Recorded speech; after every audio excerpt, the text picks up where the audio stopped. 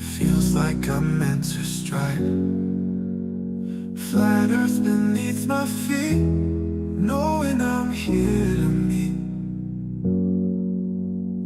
Ocean's edge, it calls my name. Purpose in this life's game. Horizons line so clear. God's love brings me near. Flat earth made by him. My journey long yet thin. Purpose found in every day. Guided by his gentle sway. Mountains tall, they stand in place. Yo, Floods, what's up? Good to see you all. Thank you for coming. It's going to be an exciting one. This is just the pre-show before I go and talk with later with Planarwalk. We do have Michael, Khan, Ryan, Roger, and PJ in the house. How you guys doing? Oh, good, sir. Wonderful, sir. Wonderful. Hello. Good to have you guys in. And everybody in the YouTube lands, glad you guys could make it. Please hit the like, share the show. It really does help. So yeah, in an hour's time, I'll be chatting with Planarwalk. And just pray for us. I hope we can get through to him that he does need Jesus. I really hope. Absolutely. Because I got nothing against the guy. I do think he's just a bit lost. Oh, Josh Monday says Sergio is coming on his show to debate the Trinity. That I have to see. Just to let you know, Josh, Sergio doesn't know the scripture from his foot to his elbow. So he's going to try and take idiotic scripture Yeah. like he did with us, and he's going to say and try and cherry pick parts and link it in. So just to let you know. Look, But yeah, we'll probably review that then. he did a presentation on mine where he's told me, I thought he was going to be presenting something like an alternative person wrote Luke. But no, what he actually presented was that Lazarus and disciple John was the same person. Yeah. That's the kind of things he'll come up with. He might sound like he knows what he's talking about, Josh. He does sound that way. He sounds as though like he can preach. He sounds like he knows what he's talking about, but he doesn't. He doesn't. It should be an Hello, easy everyone. debate though for him. Like Very easy. I mean, Josh knows his scripture. That's for sure. So Josh can see straight through Sergio. But besides that, it's in Bible, you know, and there's no getting away from Trinity. Exactly. How many scriptures do you really need to give? I mean, it's not Hi, hard guys. to. What's up, Yes. Janosch. I can bring some info. From one perspective, if someone does not believe in God, you won't convince him with the scripture. No, but So that's the you- thing. Sergio Yeah. does believe in God. He's not a Trinitarian. Right, okay. Yeah, he does believe. So I was thinking that we were speaking about the guy who you were asking the question that he needs Jesus. So With Planarwalk. Yeah, this is different. I'm not going to try to push Christianity on him if that's what you think. It's just no, just don't push. Just ask him a few simple questions. you know what Planarwalk is. Look, you can get to the people, you know, if they use their own logic, they have to come themselves to the realization. You can't convince anyone. But if you use proper questions, maybe the light will shine, you know. Yeah. I You can see help that, with some few simple questions, you know, they're very revealing. Just See, with him, teach him made with up- gospel. That's all you can do, and then it's up to God whether he. just plant the it. seed. Sorry to bring him up again, Corbett, but did you see Corbett, who he's using as this is someone that turned me against Christianity as in Flatzoid. He's using the likes of Aaron Armstrong.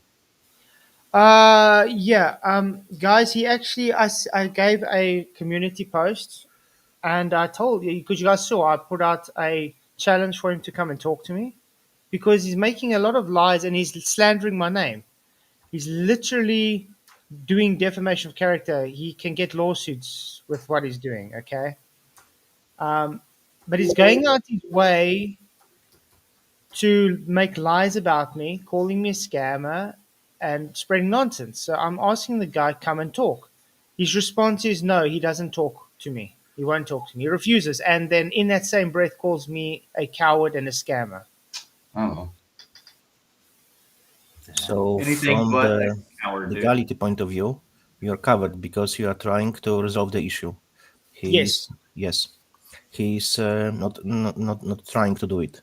and No. he's still pushing his stuff. Yeah. So from legality point of view, even if I don't follow the legality, you're covered. Yeah, apparently I'm a scammer, which he's never shown where I've scammed anyone. I'm a grifter. I lie constantly everybody. I make lies about him. I don't know when I've ever lied anything about him, but yeah, apparently I have. He says, I don't know if you know about a video a challenge he brought out to me and Adam, that £1,000 challenge. Remember that? Yeah. To make a 5-minute video explaining why things fall down without gravity. Well, we did that. Gravity. He still today says we never did that. But the guy's so dumb that he literally made an hour stream on that video. Wow. He's hoping his audience is that dumb, dude. That's what it is. His audience is the likes of Aaron Armstrong and all the trolls, Jack of all trades and all them. That's where he gets all his information. So the guy doesn't even know what information is going on. I want to ask a question. Guys, anybody here? Was Aaron Armstrong ever a Christian? No. Not to my knowledge. He told us straight he's not a Christian. Yeah. Correct? Absolutely. According to Corvid, Armstrong left Christianity because of me. He was never a Christian. Wow. So that's weird. How does someone who's never been a Christian Oh, leave Christianity because of me? It's all recorded though, isn't it? End of the day. Yeah. Like COVID chose to listen to stupid people with lies. Truth will always win. You know, we've got ample evidence of what these people are like. Look, It's- even if it would be the case, which I don't think so, it is. Even if he was Christian, I don't believe he was. If he left Christianity because What of do you someone, think? it doesn't matter. Because of someone, it means he never was Christian. Because Exactly. you can't leave Christianity because of person. It's Exactly. relation with God, not with people. That's exactly. That's exactly what Michael said. exactly And what Derek said it too. Like-minded, Grant. Yeah, I've tried to leave Christianity since I was a little kid, and I've never been able to. It's always come back to get you, dude. That's the way it is. Well, let me ask you something. Why would you leave Christianity because someone else? Exactly. You don't have a Last time I relationship talked with about God at about all. you and a relationship with God, not your relationship with that person and God. I would say that probably bad spirits were working on this person already, and he just needed an excuse. Oh, and by the way, if you guys want to go to Aaron Armstrong's channel and please report him for doxing me, because he made a video telling everybody where exactly to get all my personal information on the internet. Wow. Unbelievable. Unbelievable. Please drop link to his channel. I don't actually have his channel anymore, actually. I'll actually get the What's his- video. What's Oh, his and it name? doesn't show there anymore because I changed all my information. Just to let people know that I had to literally go and change all my information so people don't have personal information anymore because he's been doxing me. Nice. So thank you, Aaron Armstrong, for taking my personal information that I use as a work CV. So I have experience for if I go to a next job interview. You've taken that away because you use it to dox. That's what awesome this guy is. Yeah. That's how awesome that guy is. What a winner. Yeah. So in other words, I can't show my personal experience I've had. So if I go and get a job interview, I have to say, sorry guys, I did have all my CV here, but not anymore, thanks to people like that. I think that was his intention, maybe, to get basically. No. screwed It's over. No, plainly he it's plainly out to dox. And it's not just to dox me; it's to dox my wife, my children. Yeah. Okay. They're treading on thin ice with stuff like that, man. No, thin ice is not the word. This is the. This means war. And Aaron Armstrong, I'm still trying to figure out how I can report it to YouTube as doxing. That's the only reason it's still up. Watch this, guys. Listen to this idiot. Perspective, and I've just watched Flatzoid, what do you call it? Demonstration, I guess. You guys have a different definition of stalking than, well, you obviously do because you follow the Vicky model, and I think that Vicky would love to be stalked, Shut. but What? certainly wouldn't be by me. Tell you what, Um, if I see this So, guy in real Fred, you life, said if I seen this guy in real life, wow. I would knock him flat. I don't care how big he is. My fist would knock him flat in one dig. One dig, dude. You're an I'm sorry. What Just- did Jesus do in the temple? Yeah. Just laugh at him though, PJ. He turned over the tables of the money changers. That's what he No. did. Because the only reason he's saying this is because he's thousands of miles away. If he was right in front of me, he I wouldn't. guarantee you, he wouldn't say this to our faces. Of course he wouldn't. Of course he wouldn't.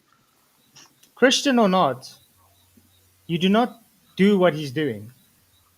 And I've never met this guy, and he's this way toward. You've never met him either, so He's filth. I don't know. The guy's filth. That's why I block him everywhere, because he stalks me. He doesn't stop. He tries everywhere he can. I mean, that's why he was on MDD sending those disgusting super chats. And after that, because I called him out for it, he made this video trying to dox me. But listen to this. Just listen. you didn't agree with the anti-Semite comment. You might want to have a look at your own footage, because you nodded, and the fact that you didn't say anything. Okay, I want to ask you a question. Janus, are you anti-Semitic? I'm not anti-Semitic. Thank you. There we go. Apparently, you're anti-Semitic. I'm anti-Semitic. Dave's anti-Semitic. PJ, we are all anti-Semitic because Right. these guys say so. Just because this is. Right. Just because they Let's say jump on so. the bandwagon. So The I'm problem going to is, ask a question. Is that called defamation of character if they're claiming someone is something that they're not? Yeah. yep, Yes, absolutely. I 100%. believe he that's knows- exactly what it is. Because you talk about a certain religion, it makes you anti-Semitic. That's stupid. No, the definition of anti-Semitism, he doesn't know what it is, dude. No, He of has course. no idea. The thing is, you could be talking about a certain person who would be come under the anti-Semitic, the Semitic banner. Look, You could tell, you could criticize them for having a big toe that's too large, and then you're anti-Semitic. You know, it's just stupid. look, redefinition. To be anti-Semitic, I have to be anti myself. Yes. Why? Because I'm Christian, and the Semitic tribes, they were Christians as well. So that would be stupid. Yes. Well, Janus, apparently we all said that Mr. Adolf should have killed more of the Jews. Apparently, we all said that. And the No, world was we in a better didn't say place. that. That's not what we said. What? I was saying some stuff related to it, but no one said anything. It was only Never, my words. yeah, but as far as I know, we are not for killing, are we? No. No. Thank you. We're Christians. We are not for killing. So these guys are literally lying about what we say and spreading lies about us to everybody on the internet. That's called defamation of character, Aaron Armstrong. That can be taken to court of law. What's up, Jeff, in the house? Hey, Jeff. Hey, Good to see you. I'm definitely not anti-Semitic. No, apparently we all are. Mm. But anyway, let's go on. After it, or since that time, shows that you actually agree with it. If you didn't agree with it, you would make a statement saying this is something that slipped through, and I definitely disagree with this type of rhetoric or opinion. But you haven't done that, so Yeah, we never say we don't agree because no one's saying anything that's anti-Semitic. Nobody's anti-Semitic. He's an absolute Why? idiot. How It's can you such an make idiot something? because we don't say something means Yeah, that yeah, we're yeah. agreeing with it. You're an idiot. Yeah, but no 'Cause we one's don't want to listen saying- to you, so why would we even reply to your crap? Yeah, but no one's saying anything anti-Semitic. So why would I disagree with something which is not said? Exactly. It's just slander, dude, is all this is. And he's trying to Slander. And all this just because we've took his ball away. Aye. Aye. Shows you how bad he needs it. Well, he couldn't get it right with PJ and Vicky, the disgusting stuff he did to them. Yeah. Now he's trying his best to do this to me. Mm-hmm. that means you agree with it. That's the way the the English language goes, man. If you don't stand up for it, then which is what I'm doing. If I didn't say anything about it, then I would probably agree with it as well. What's in it? Now, this is for everyone who thinks Flatzoid is stalked by me. If you type into Google Flatzoid, the first thing that'll come up is a LinkedIn profile. LinkedIn profile, guys. Is that personal information about past experiences by jobs and everything for work opportunities? Mm-hmm.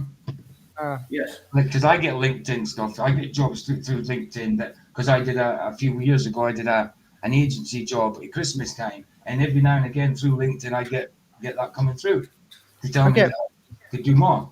Great. So my question is it wrong to have that information for job references? Not at all. No.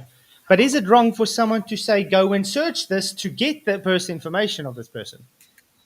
That's Yes. called doxing, correct? And sharing with other people. Yes, it is. Yep. Because That's he's illegal. telling people where to get personal information of me. Yeah. That's Exactly. called doxing, and that's illegal, It is. Aaron. That's illegal. I hope he's watching right now. Yeah, he's watching. He watches every single stream. The guy sits in his toilet and watches me probably. Holy crap. Yeah, literally, holy crap. Oh, Nice. well, get on. That LinkedIn profile will take you to Keith Reynolds, Flatzoid. And It'll that's show- saying my name and my surname out loud to everybody, where to find my personal information. Nice. I hope YouTube is watching this because I'm still trying to figure out how I can report this for doxing. It doesn't give me that option. He's digging his own hole. show you where Uh-huh. he works. It'll show you his town. It'll show you a whole bunch of stuff about him. Show you his town. Well, why do they need to know about that? Yeah, why? Why? Just because it tells you, just because it tells you somewhere, it doesn't give you the right to take that then and put it out to your people. It doesn't give you the right to do that or to anybody. Just because the information is elsewhere. Stupid. Well, like I said, I've taken it down now because of this guy. Mm. Yeah. So he's literally made that I have to take personal information for future job references away because he has to put myself and my family in danger. Yes, it's what doxing does. It puts in danger because you're giving personal information to psychopaths out there on the internet. Yeah. So again, tell me why I should be a good Christian and just keep quiet about it. I would. That's your family, dude. Yeah, I'm sorry. My family comes first before that nunchuck. That's right.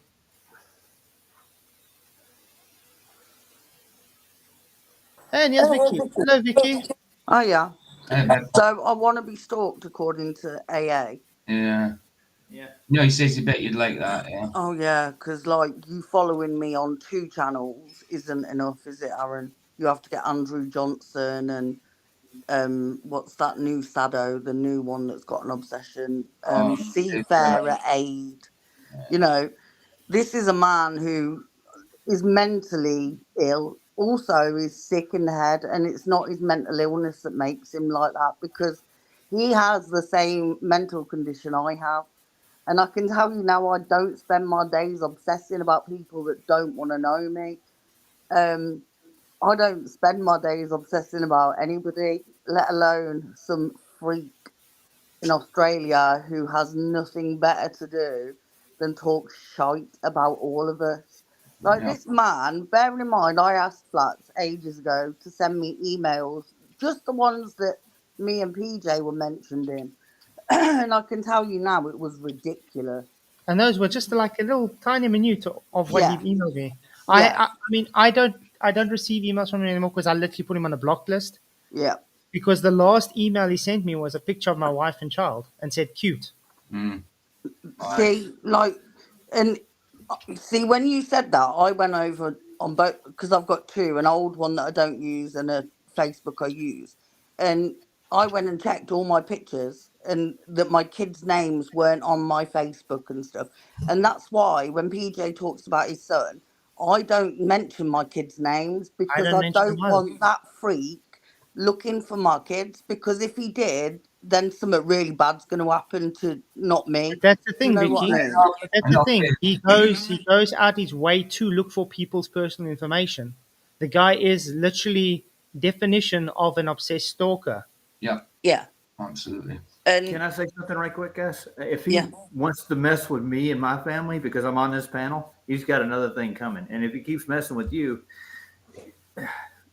I get it's pissing me off, dude. It Exactly. really is. Because he wouldn't say these things to my face. Like what he said about Vicky there, what he said about Flats, if it was to our faces, he would not say it. Guaranteed.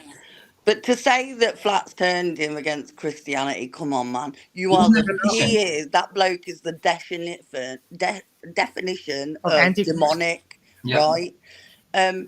You know, this man is obsessed. And when we say obsessed, we mean obsessed. He is subscribed to my channel on 2 channels. He's also been in on a 3rd channel. He's been on PJ's on a 4th channel.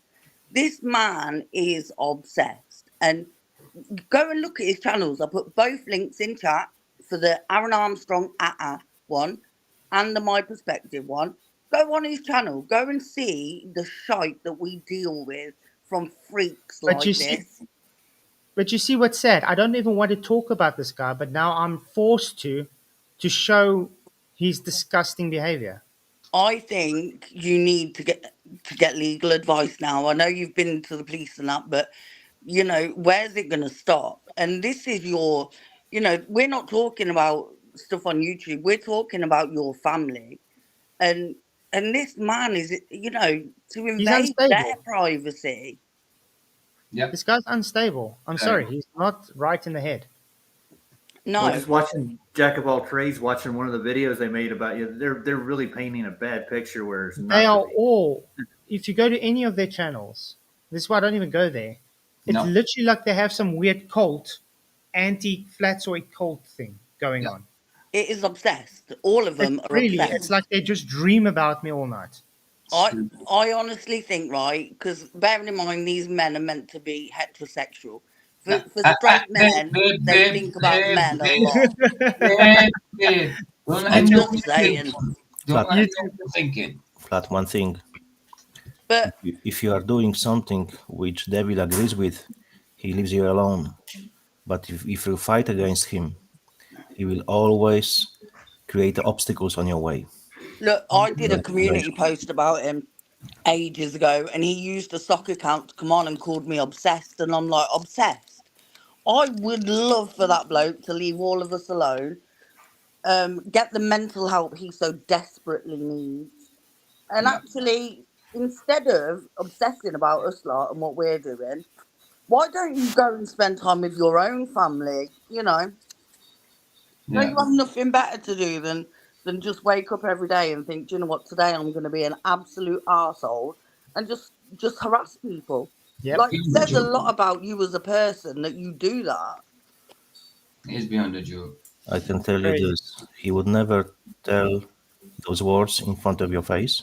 No, none of us. To none of us. Yeah. Not even me, and I'm a woman. Definitely, when he would see me, he wouldn't do it. He wouldn't dare. I can. Well, Jonas, he went so bad last time that Vicky was literally sick. She was physically sick from the mental abusement from this guy. You know, it doesn't stop, does it? But I think because it's not going to stop, and I really think even if we did a GoFundMe or whatever and get money to get legal advice, because this has gone too far now. Yeah, if anybody has any legal advice that they can give us, please feel free to email me on flatzoid@gmail.com Be or any careful of us. about the defamation, because defamation is usually used in a matter of a very recognizable person. So speak with the person who is involved in the legality. They will tell you the nuances of the wording, because if you're going to make a case, it has to be on point, because defamation, it's usually attack on the character. It's a different story. So look for advice because Yeah, there's but this falls under slander. Yeah. Yeah. I agree with Guys Bob though. But Guys Bob says, look, I think we are the enemy and they are going to target us any way they can.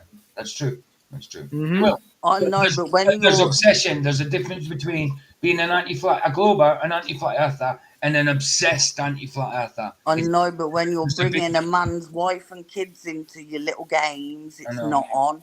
I know, of course it's not. Of course it's not. How would he Look, like we've a already taste of had his it. own medicine?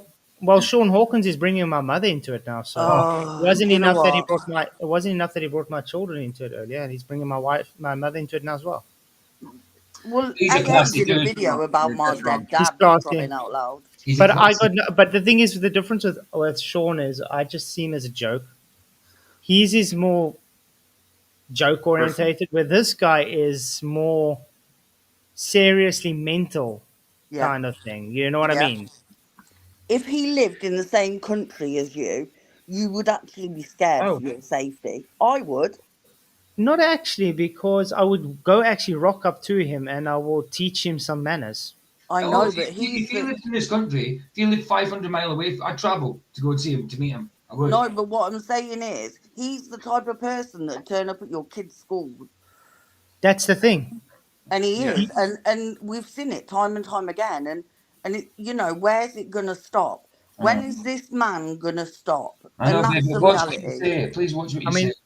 yeah, how much times we should just tell him just to leave us alone, but he goes out of his way not to. But yeah, I'm just gonna finish this video, Yeah. and then I never want to talk about the guy again. No. I'm just forced to do it, unfortunately, to show everybody what a disgusting guy this is. And Yeah. Daily Corvid, since you're watching this and you ascribing to this guy, it Yeah. shows you your discernment as a Christian believer.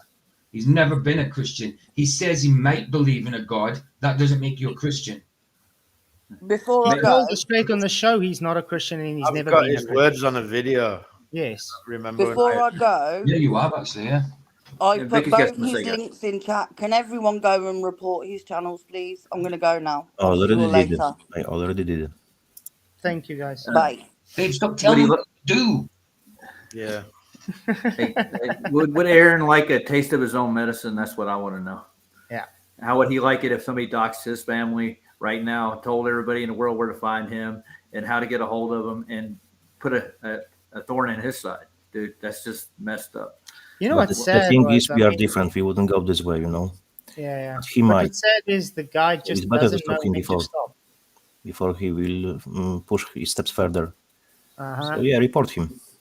Definitely, not only to the YouTube, that's a small thing, but make a case, report him to the police. That's what I Look, would. it's always the same guys. Look at there.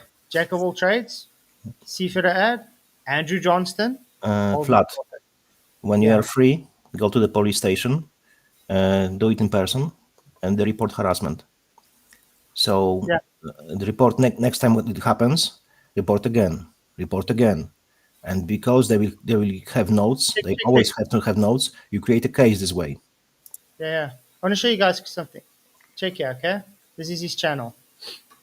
Flatzoid. There, he's my wife. Call 111 my wife. He's literally talking to my wife here. Flatzoid is a pro gas chamber.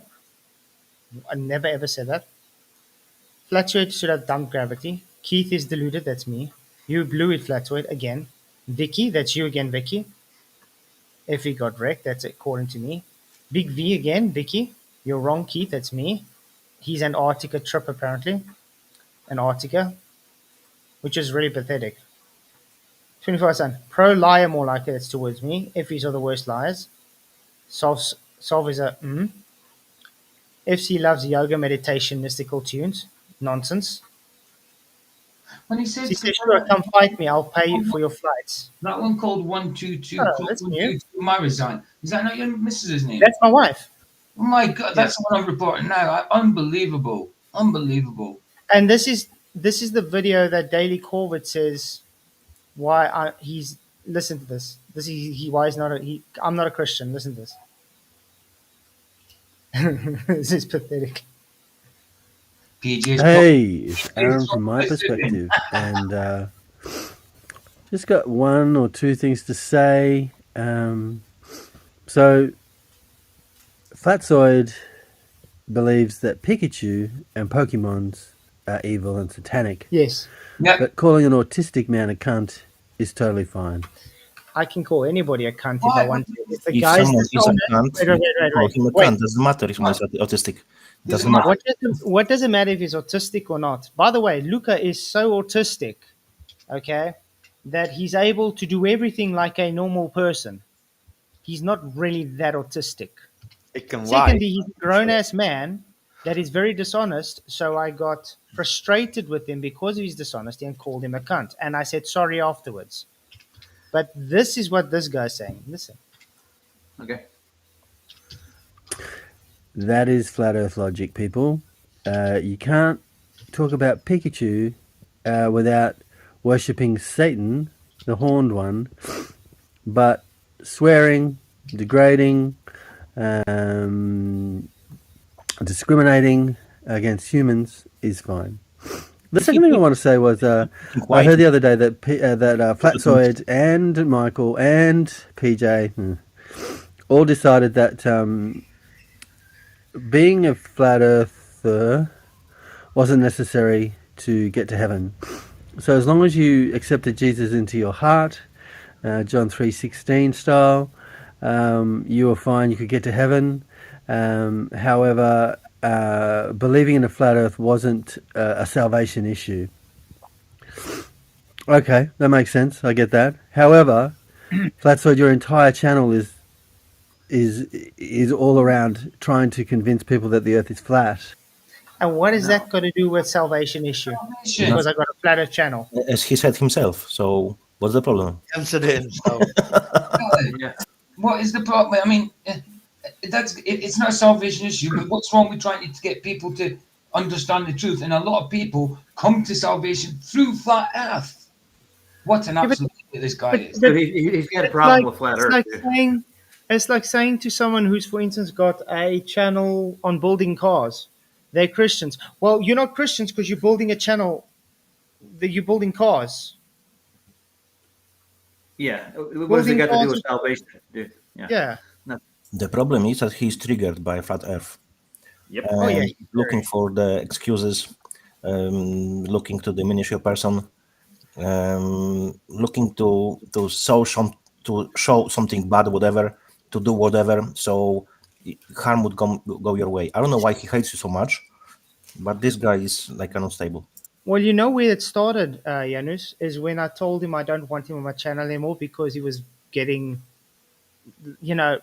what he does is he's behind my back, saying stuff like this. And I said, I don't want anything to do with him anymore. And since then, he ramped it up and got all obsessed and then started creating sock accounts, sock channels just to do this.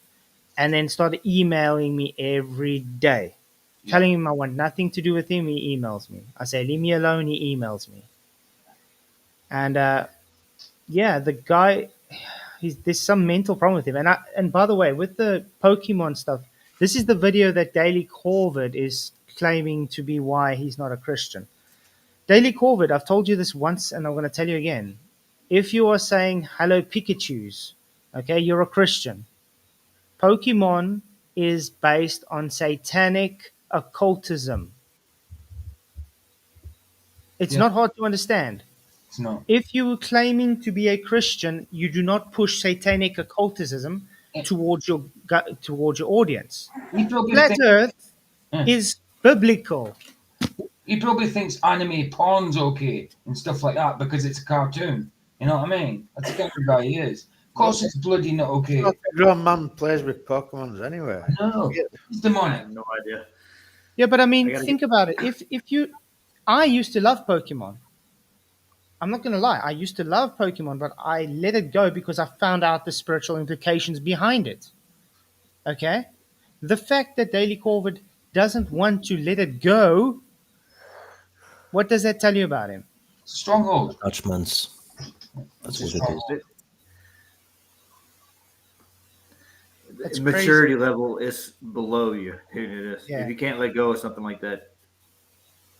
Mm-hmm.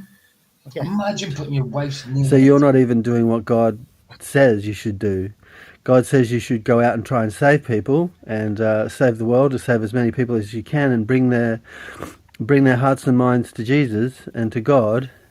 And yet you're concentrating on the shape of the Stop. planet. Oh my good, the So, shape of the so what planet, about the thousands of people that have been saved through the flat? flat Earth. I mean, that's how you show people Jesus, through the truth, and this is part of the truth. It's not just well, it's not like we just talk about flat Earth. Even when we talk about flat Earth, I guarantee somewhere there's Jesus involved. We always talk about Jesus and how important it is in salvation. The truth of the flat Earth can bring people to the salvation of Christ. If you don't see that, then you're a numpty dude, an absolute numpty. So PJ, what? that doesn't Trying matter to if you get say people about to globe then, you know? PJ. Doesn't matter if you say about those things, those people, about God.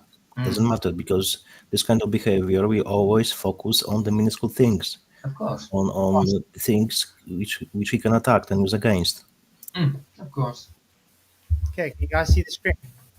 Yeah. I'm gonna put it big quickly. Oh, someone back here again. Yeah. I'm Me. gonna just okay. Daily Corvid, I want you to pay attention what I'm going to be reading to you now. Why I'm telling you it's not Christian. Okay? Pokemon advocate for practices identical to those used by sorcerers, necromancers, mediums, psychics, spirit ghost hunters, and shamans. What does the Bible say specifically about all those practices, guys? It's witchcraft. Don't do it. Stay away from it. Exactly. It's an Prohibited. abomination. These practices are clearly prohibited across the Bible, in both the Old Testament and across church history. These practices are interwoven into the game as the many feature focus their goal on controlling and capturing Pokemon to do your will, summoning and attracting Pokemon using incense, items, and lure modules, actively searching for Pokemon with time, energy, resources, and money, Pokecoins, seeking and using factions and battles between Pokemon, using potions or revives to heal and restore Pokemon to life. Types of categories of Pokemon are fire, electric, ghost, poison, psychic, with correlating supernatural powers. Just by substituting the concept of demon or spirit or ghost in the place of Pokemon in the above descriptions, and you will see the obvious connections with animism. But this is only a game, you may be thinking and shouting your screen. Don't be a killjoy. These are all just cartoons. Okay, let's go down. It's for your kids, Flatzoid. That's what it's for. Uh-huh. Spiritual warfare is real. I agree. Pokemon depicts a false but widely believed and popularized version of the spirit world. Playing and investing in such games just deepens and broadens the world of animism, and also makes it seem like more fictional or fun world to some. Important to have understanding of the spirit world, but to seek and teach the spiritual sport view in a consistent biblical reality. There is a Stop reason, you real 1 minute. unseen battle. Sorry? I just stop you 1 minute. Like Ouija boards are a game. Uh-huh. Yeah, they are. They're a game. They're not a game. Do you know what I mean? People, they were brought out as a game, weren't they? But they're not actually a game. They bloody work. They channel bloody spirits, and if you use them, you're open to spiritual attack, even spiritual possession, Mhm. demonic. And yeah, and this is what I want to get to through to Corvid, yeah. Number 6. Christians should ultimately ask themselves, does this game of Pokemon glorify God or Satan? I wonder. Does it please God or provoke him to jealousy? What do I imply then? The food offered to idols is anything, or an idol is anything. No, I imply that what pagans sacrifice they offer to demons and not to God. I do not want you to be participants with demons. You cannot drink the cup of the Lord and the cup of demons. You cannot partake of the table of the Lord and the table of demons. Shall we provoke the Lord to jealousy? Are we stronger than he? All things are lawful, and not all things are helpful. All things are lawful, but not all things are built up. 1 Corinthians. I, I can show so Pokemon's huge, many. I Flatzoid. can show so many of these things. Pikachu, he's cute. Come on, you gotta love him. Mm. Yeah. Also Mandela affected. But that's the thing. What got to me when I first heard that years ago, and it was still, I was actually, I was Mike, teens, What, you're back. Mike? You're back. You're but fine. and I still enjoyed it. And then also, when I saw all the links of spirituality between Pokemon and what God deems as an abomination, it's pagan. It's crazy. And the fact that this Daily Corvid guy still wants to hold to this, which literally the Bible talks against, and thinks it's fine. Stronghold. It's a stronghold. You won't let it go. You can't let it go. It's a stronghold. Exactly, and that means demon possession. Yeah. Yeah. Yeah. So, yeah. So again, I'm going to say this to you, Daily Corvid, because I know you're watching this. Instead of trusting people like Aaron Armstrong that were never a Christian, okay, that you see his disgusting behavior, and you going and listening to other people like him, and you wouldn't even just say, yeah, okay, let me look at myself for once. Instead, you would make up lies about me and anybody who just says, listen, yeah, let's have a discussion. What does that say? What does it say about your fruit? I mean, look at his Genesis. Oh, he's hermeneutics. I told him in that blooming comment. He's hermen, and he's because he put out a post yesterday saying, "Oh, it's 15 days in counting since I put out that challenge to the flat earthers with the grand and all that." And it's just ridiculous. I said in there that his hermeneutics are just appalling. It's crazy. Really bad. Really bad. I mean, we went through it, and sorry, the guy doesn't read his Bible. If he has to interpret things that badly, I have to be a Christian and correct him and say, sorry, man, that's not what the Bible says. You're literally being a heretic. You're blaspheming God. You're Yeah. calling God the Son. You're calling God the Son. Yeah. Yeah, the Son, not the Son of God. Not the Son as in Jesus' Son, the Son in the sky. Mm-hmm. Yeah. I've heard it before. There's too many people out there doing that. I It's don't insane. think it's going to do much creating, do you? Huh? No. But I had to laugh when he was banging on about the deep, claiming it was sky. That was Oh, funny. dude, the deep was deep space. Yeah, that was like Will Didn't have- Duffy's crust firmament. God didn't have to flood world. He just opened fountains of the deep, and all humanity got sucked into him. Yes. yeah. Well, I'm just going to say, let's judge not, lest we be judged, though. But the point is, we can discern these people are full of crap, dude. Judge not what? What did you say? Judge not what? Judge not unless you be judged. Yeah, but does it say that anymore? It doesn't. No. It doesn't. Why is Sean Hawkins streaming us again? We are Is not it? judging. We Sean, are, just Sean. come and talk, because man. we are See, it's another coming to do it. test. We have to correct people. Oh, Look, from I my got- perspective, it's Hi, a very, Sean. it's a very simple. Hello, how are you? From my perspective, very simple. You know, people know, Christians know that the Satan is father of lies. Uh-huh. So why they can't figure it out that the bigger the lie, the more obvious it is. Like I say it very often, globe Earth, theory of evolution. What's another one? Globe Earth, theory of evolution, and one more. I can always forget one. Give me a second. I need to remember that. Yeah, and Big Bang theory. Yeah. You don't get it. That's the biggest lies. And the fourth one, Satan convince everyone he does not exist. That's the fourth one. That's right. But if people know that he is the liar, he's the main one, he's father of lie, how they can find out that the easier is to bring the bigger lie and the easier is to convince people like even Nazis were saying, the bigger the lie, the better. Was the main propagandist. What's his name? Guys, the small guy, bald with glasses. Sorry for that. Hmm. You talking about Goebbels, Yes. the propagandist? Yeah. Yeah. Lie said 1,000 times becomes the truth.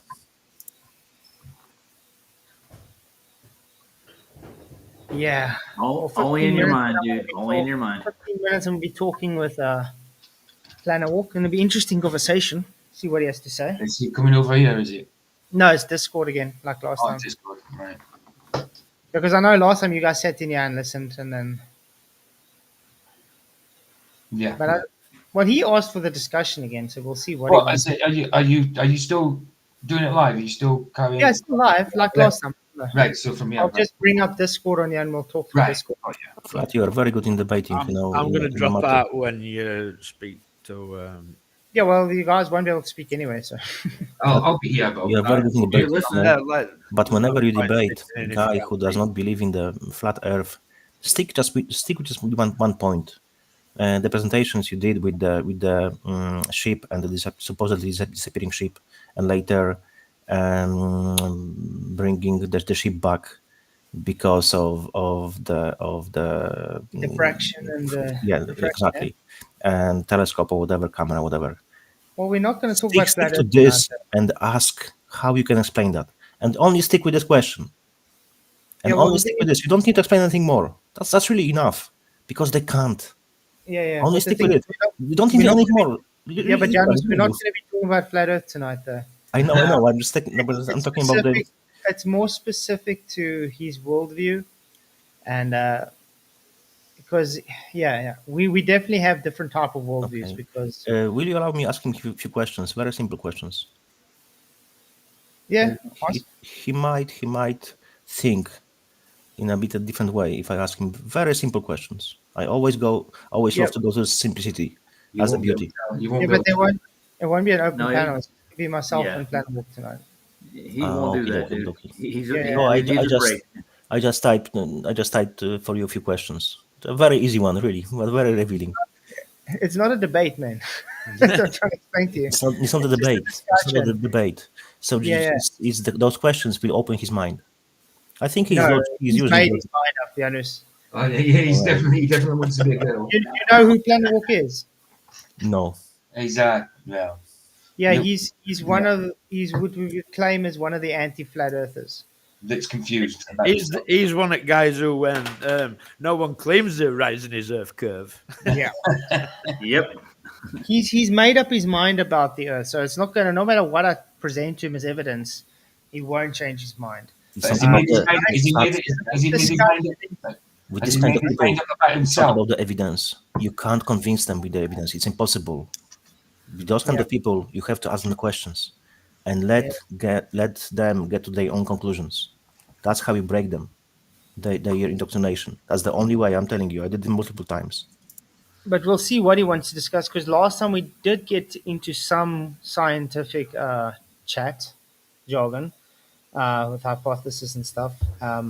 Yeah, he has no clue what science is. No, he doesn't. No, they have pseudoscience, man. That's all they got. It's a fairy tale. Yeah, but didn't you know gravity causes gravity? Yeah, I've heard mass attracts mass too. Yes. Yeah. I see it daily. Yeah. Chicken and egg story, isn't it? But we'll see what he brings up in retalk. But yeah, he did specifically ask not to chat about flat Earth tonight. So Oh, Alan's going to board his flight. Got to go attempt to board. yeah, my he's going flight. to Denmark. Oh, later, Alan. Have a good journey, man. Wow, fly Lord Lodge safe, is dude. on. Message me and tell me when to wave. Aye. Right. That's right, yeah, because he's flying over here, isn't he? Yeah, I guarantee it goes over my flat. Yeah, guaranteed. Guarantee it. Get on You the see, roof. I'm looking at You guys Sean know who Hawkins Bruce chat right McGuire now. is? An aid for guys. I'm not saying every white South African is racist, but Flatzoid certainly is.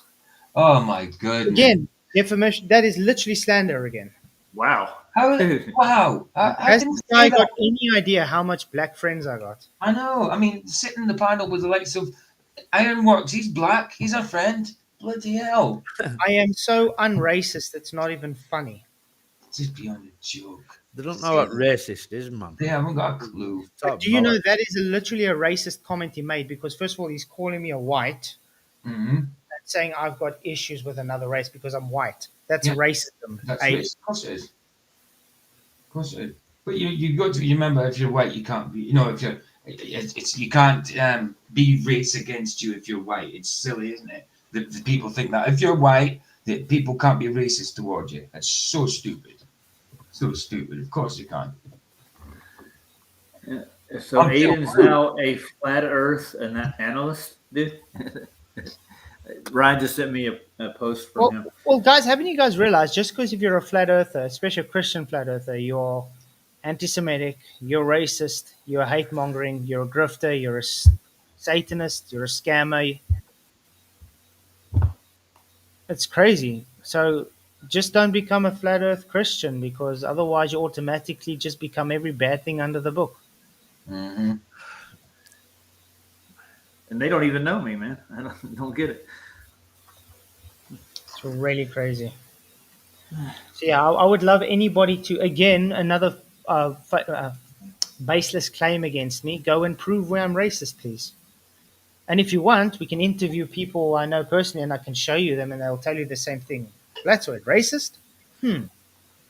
I think they'll laugh at you if you had to tell them that. To be honest, You're you know not what? burning Flat- crosses, are you?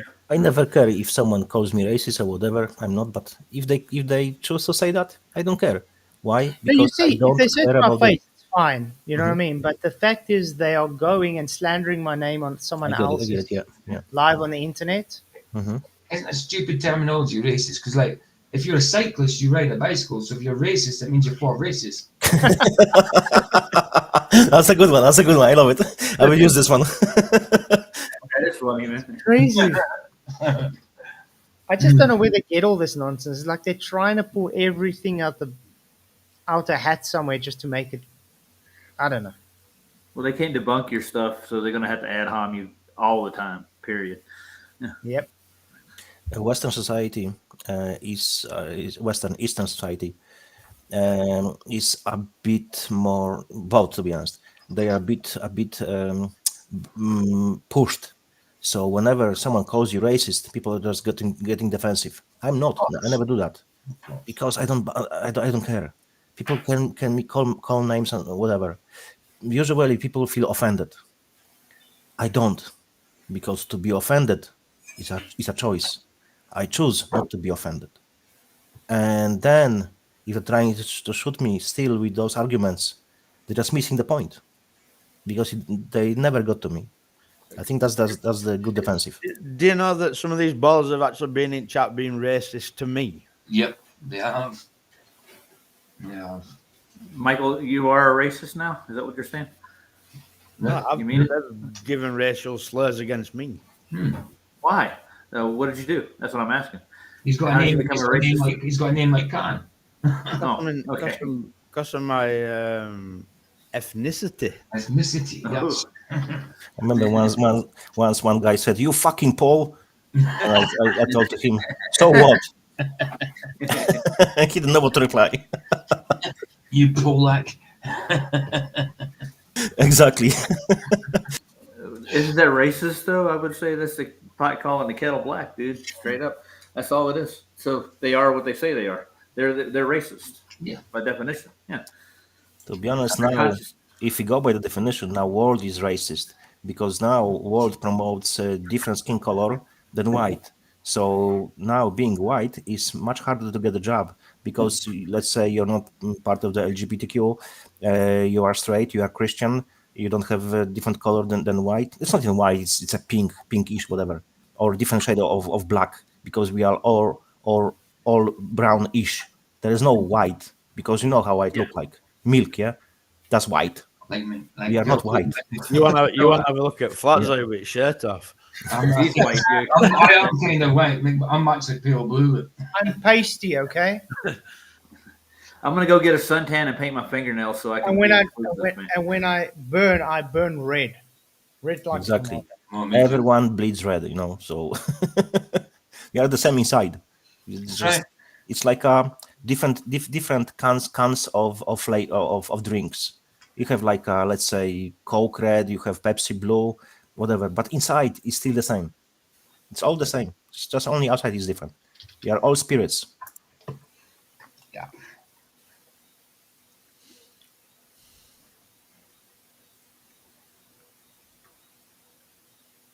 You what? Oh. Huh. So, Flats, you going to talk about creation while you're with Planner again? You're going to bring up. You get Gitch there. I think it's where he needs to go, man. He needs to take a look at it clearly and just see it's not a happenstance. You know, it just didn't happen. But you can't look really, because if you have bias, you know, and you have been programmed a certain way, and you are surrounding yourself by this kind of people, you don't allow yourself to be challenged, because you always build a brick of wall. You can't do that. So this kind of person has to really be asked simple questions, and then, you know, only then, that's my suspicion because it worked for me many times, can change his mind. He has to go to his own conclusions. As I said before, truth can't be told. Truth has to be realized. Mm-hmm. Yeah, we all have a choice. I agree, Giannis. Nice. Yeah. We all have a choice. And it's not going to take away your joy in life. Matter of fact, it'll make you happier if you actually have a healthier life and follow the rules that God set for us, right? I agree with that. Mm-hmm. I've lived the other life, dude. It hurts eventually. You're going to end up basically hurting yourself. That kind of lifestyle, and everybody on this panel's tried everything probably once in their life that they shouldn't have. You know, we all went down that road. We learned our lesson, dude. You know, more than one, believe me, more than once. Yeah, I was a good boy. Were you? Nice. Yeah, you were a good boy when we were sleeping. Yeah. No. Well, I have to say, there's at least things that I drew my limit on, and I didn't do really bad, stupid stuff. So I was able to not do some stupid stuff. Let's put it that way. And it was all because at least I knew Jesus. If I didn't know Jesus at that time, I probably would have done stupid stuff. Yeah, Mindshock's doing a thing on Lore Lodge right now. Oh, He's got a live going. Yeah. You mean, what's his name? Bruce McGuire? Aiden. Yeah. Mm. Aiden. Yeah, no, I mean, Mindshock. Your Bewitched guy. Yeah. And Mindshock, his channel. Yeah, Mindshock is. Now, isn't it? He hasn't got Mindshock back, is he? It's still Bruce McGuire.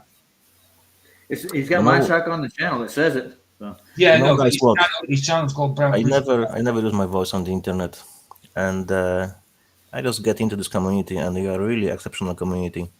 I really like what I see over here, all of you. So that's my honest words to you. Kudos to you guys. Well, I think you're awesome, man. You are. I think you are a bit misunderstood to some people, but I think To be honest, I don't care. If people Yeah. can't comprehend me, I don't care. Yeah. So it's their Look. problem. exactly. I said it before. I think maybe on PJ's stream. I don't care what people tell me how to live my life, because when the death knocks on my door, they will not take my spot. So no one has right to tell me how to live my life. Only God has right. That's right. Yeah, and I think the thing is that they're attacking family, though. And most people that have family actually come to the conclusion there is a God. And they see their own kids and they see life, dude. And that's why they're fighting hard against people having kids, personally. That's the way I look at it. It's attack on Christianity and the family. For me, it was a bit different story. I don't have family. I chose this path in purpose, because what I'm doing on the internet is only a bit what I'm doing. And I said to myself, I wouldn't put at risk another human being. So that's why I have chosen not to have family, because I know they could get to me through them. That's what he's doing, Sandro. And the Bruce that he lost on his other channel. So he's going over them again. Got ya. Okay, I think Planarwalk's getting ready now to do the show. Okay. Right. Do you guys have any closing statements? Good luck. uh, treat him nicely. Hit him with gospel, man. That's all you need Yeah, to hit do. him with the gospel. And That's it's up to God then whether that grows in him or it don't. that's it. Yeah. Not much more you can Okay. do, mate. Yeah. I And know good you're luck. like something you said the other day. Yeah. Okay, I'll see you guys then. Keep strong, So we and just if got you ourselves see a obstacles, it means you are doing something right, man. So we're just putting ourselves on mute. Yeah. Yeah. Yeah, you guys can just mute. All right. I'm gonna drop out. There's Michael. All right. Later, Michael. Catch y'all later. God bless. Love you Yeah. all. Bye bye. Bless you too. Bye.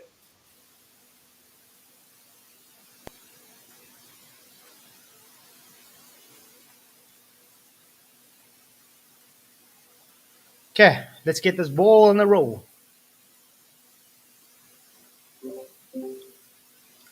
There we go.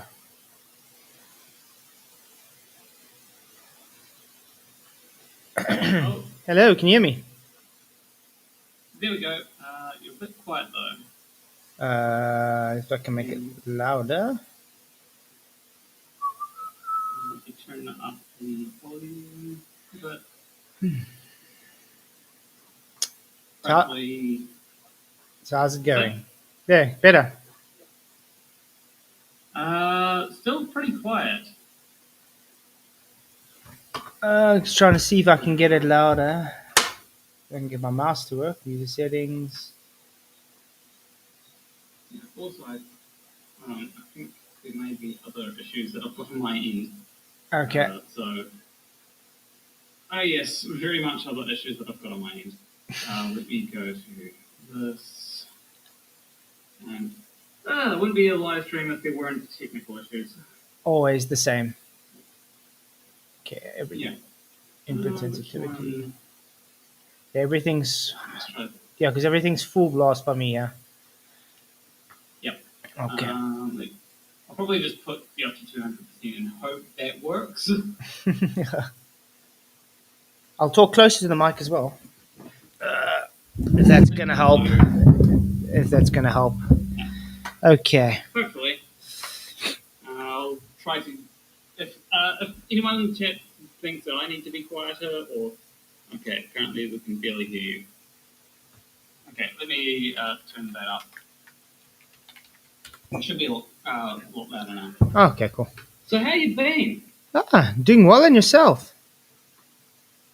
Been okay. Been doing a lot of programming over the past few days. Okay. Any specific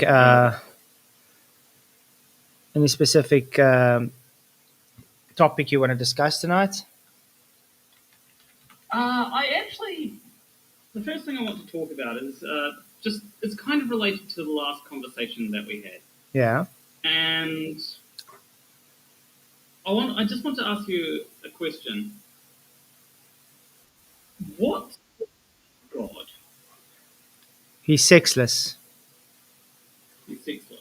Yeah, it just says he. In the Bible, all it describes is he. So, because he also says in Genesis, male and female created he, him. So, female actually came from Adam. So, you can derive God as male, but it doesn't specifically say if God is male or female. Just I would take it as male because it's Abba Father. And The reason I ask is because the whole idea with a lot of Christians is that they call God the Father. They use he/him pronouns for God, and you said in our last chat that you base using pronouns on someone's sex, right? yeah, because I don't really agree with pronouns. I think it's an arbitrary kind of thing to make people feel good about a lie. That's why I don't really care about pronouns. But that's just my honest opinion. Because to me, it would be a lie if I have to call someone that they're not. Yeah, well, when it comes to God, you respect His chosen pronouns, and that's just the point that I was wanting to make with that is that when it comes to there are times when you'll use pronouns that don't have any basis in what the sex is, right? Another example might be I know a lot of people will refer to a car as she, you know. Yeah, yeah, yeah. But that's not literally calling a car a female, though. But yeah, I know. I understand what you're saying. I just, I just, Yeah. I just have the thing of when it comes to a person, if the person wants to identify as a cat, that's just ridiculous. I can't sit back and just say, okay, I'm going to call you a cat just because you want to identify as a cat. You're definitely not a cat. You understand? I think it's ridiculous. I take a bit more of a liberal view. Like, if someone wants to be a cat, it's like fine, but as long as it's not, as long as it doesn't cause too many problems. You know, if they're trying to actually walk around naked everywhere, then Yeah. that's a bit too far. But if they're just meowing or something, going meow, then that's fine. I know people that will do things like that. Yeah, yeah, you get people that want to be treated like that.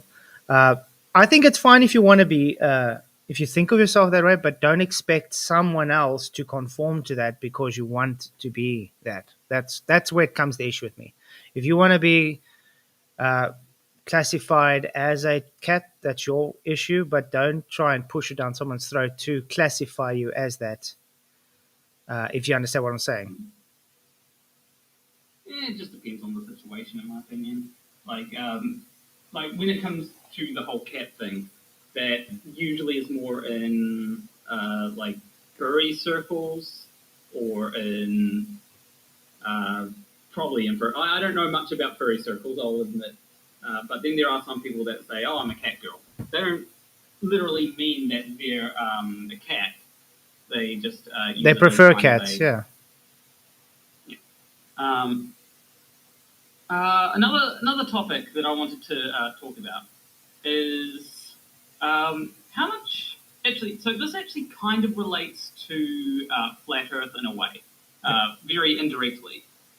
So I did mention that I've been doing a lot of programming lately, Mm-hmm. and I think that it would be good for a lot more people. Flat Earthers could use the skill, and that is, I think, a lot more people could do well if they learned to program. I agree. I mean, I did some CS programming and JavaScript when I was younger, um, Okay. but I didn't take it any further though. I got too busy doing other stuff. Mm. JavaScript is JavaScript is something that unfortunately I keep on being forced to use because it's the standard of the web. Yeah, but you have programs that script out the script anyway, makes it easier for you, so it helps a bit. It's not like the old CSS Plus where you have to actually type everything out. So you can prompt something and it Well, gives you a prompt, which helps a bit. to, Makes it quicker. to an extent, I like to do things manually because then I know how every single thing works. It annoys me a little bit when things are a bit too automatic. Yeah, it makes a person lazy. So one of the things I've been working on, and I'll switch things over to my screen, is I've been working on this thing here, where it will basically record every chat. So basically, every chat that comes in through the live chat actually gets recorded by this. I throw most of them out, but it also shows you who has chatted in my live chat and the Okay. amount that they've donated. It's eventually going to show the amount of memberships that have been given and all that kind of stuff, and show that for every person. I'll also be able to do a bunch of other things with it. But yeah, that's something cool that I've decided to work on.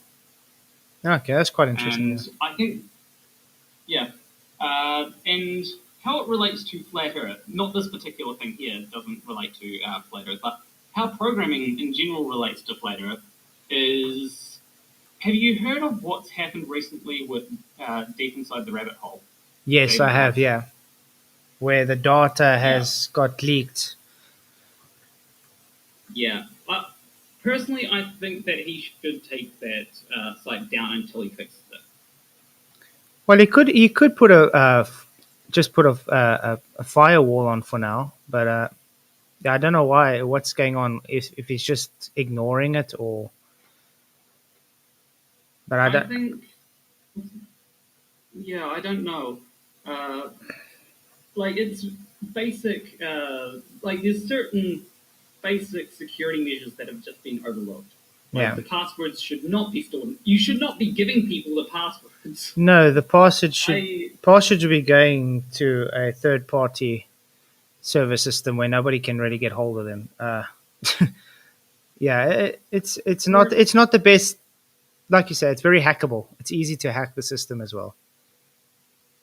or at least make it so that the database isn't accessible because it If it's seems like the crypted, database. yeah, if he crypted the database, it would have made it better. Well, it seems like the database can just be. You can just query the database itself. Yeah, That's what it seems like. Yeah, I that's what I'm haven't saying. looked Because too much into it. yeah, that's what I'm saying. Because it's not crypted. It's just placed on. Yeah. Yeah. I think that I feel like anyone could do a better job than what's been done. Like if any flat earther wants to learn programming and fix Dave Weiss's mistakes, please do. I genuinely think that this needs to be fixed. Yeah, for Dave for Weiss safety needs to be- precautions and people's information, I'd agree. Someone should just go and help him with it. Yeah, but until if it doesn't get resolved, I think that personally, if I let's say the final experiment happened and we found out that actually the Earth is flat and all that. If that happened and I became a flat earther, I personally would not be trusting of David Weiss. That's just my opinion. Yeah, well, you don't need to trust everybody. I mean, there's a lot of flat earthers I don't trust, Yeah. which is fair. Yeah, I don't trust people just because I agree with them Exactly. on some things. Exactly. There are. Yeah. What was the? Oh yes, there was the other topic. So let me switch back to my thing. The other topic that we wanted to talk about that we didn't quite get enough time: 15-minute cities. Oh yeah. That's the ones they were trying to build in Dubai. Like the long line. Yeah.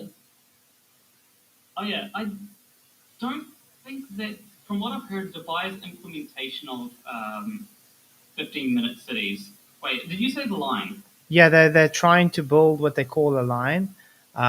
They started excavating everything, but it seems they've hit a money problem. So it's like they're going to do it and try and start doing in segments. But yeah, it's a 15-minute segment city. It's like a long line that they're building from one side to the other. They're trying to. That one was Saudi Arabia. Oh, Saudi Arabia. Sorry. Yeah, Saudi Arabia. Yeah, because I've heard about that project. Honestly, the line is not well designed, from what I can tell. No, I don't think. I think it's too extravagant. I think it would cost too much. They're trying to look more lavish than what it actually should be. Yeah. But the 15-minute cities itself, I don't really agree with it though. And why is that? Because it's herding people into one place, so it's easier to control them. How is it easier to control people by herding them into one place? Well, if you've looked through history, that's how they've successfully created governments. They've taken everybody that was spread out in all the lands everywhere and sort of gathered them together so they have governance over them. Because if everybody's together and they make laws of them, they're able to govern and tell them what to do. Because if someone is out, let's say you can't control someone that says 100 kilometers away from you. It's going to be difficult to govern them compared to someone that's in your city borders and saying, well, you live here, you live under our laws, and you do what we say. I mean, that's how things work, like, just as a country. I mean, sure, like, if Mhm. someone is, as far, like, if someone decides to go into the forest, right, then they can probably do whatever they want in the forest. But, like, you can do that with 15 minutes. Like, a 15-minute city doesn't restrain you to the city. It actually does, because your job is there, all your resources are there, everything is there, and if anything happens, you literally just have only there. You can't go out the city and do anything because, let's say, you are now based in your 15-minute city and everything has become digital, and you got your social security number and whatever, and they just decide, okay, there's no electricity for you. What you gonna do? You can't do anything because everything's digital.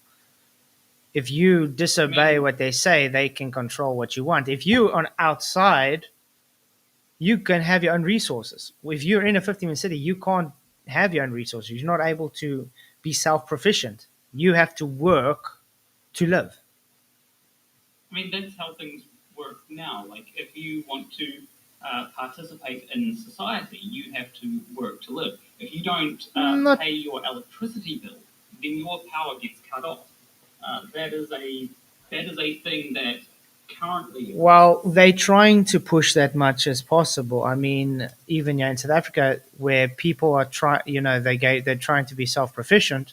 They have their own water holes. They're trying, to get their own electricity through solar panels and all that stuff.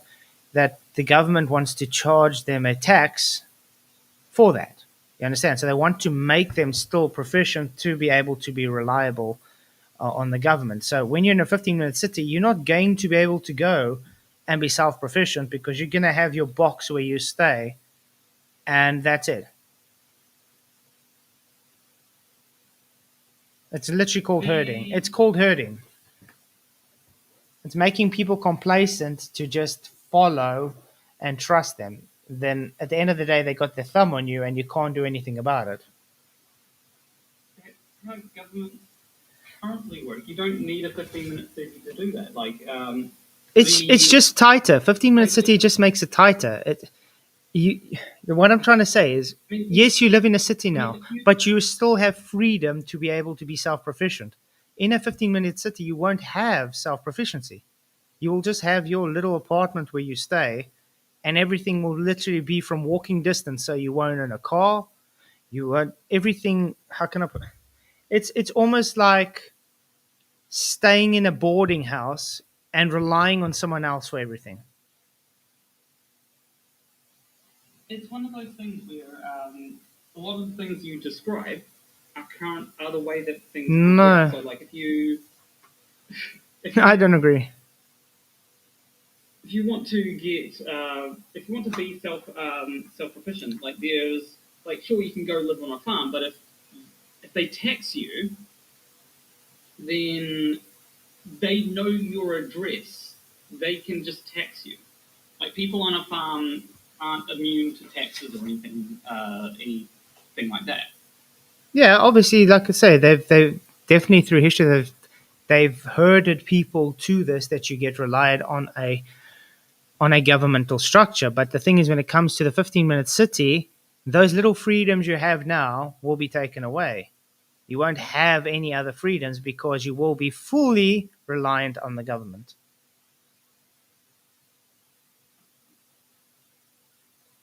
It will be. I don't think that's quite true. Like, there are people that live in cities. Would you say that the way that people live now, like, people living in cities, would you say that they are currently fully reliant on the government? Like, not even just 15-minute cities.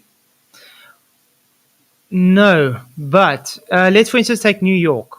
Let's say someone stays in a New York apartment in a high-rise building. Are they able to let's for instance make their own garden to grow food? Um, Sometimes but that's only if the apartment itself allows for it. Ah, exactly. Like if you've got like a balcony. Right. Um, So if, let's say, someone stays just outside New York in their own house and they got a yard, do they need someone's approval to grow a garden, a vegetable garden? if they rent the place, then yes. If they rent it, yeah, but let's say they buy it. They got their own house. They're living. They got a garden space.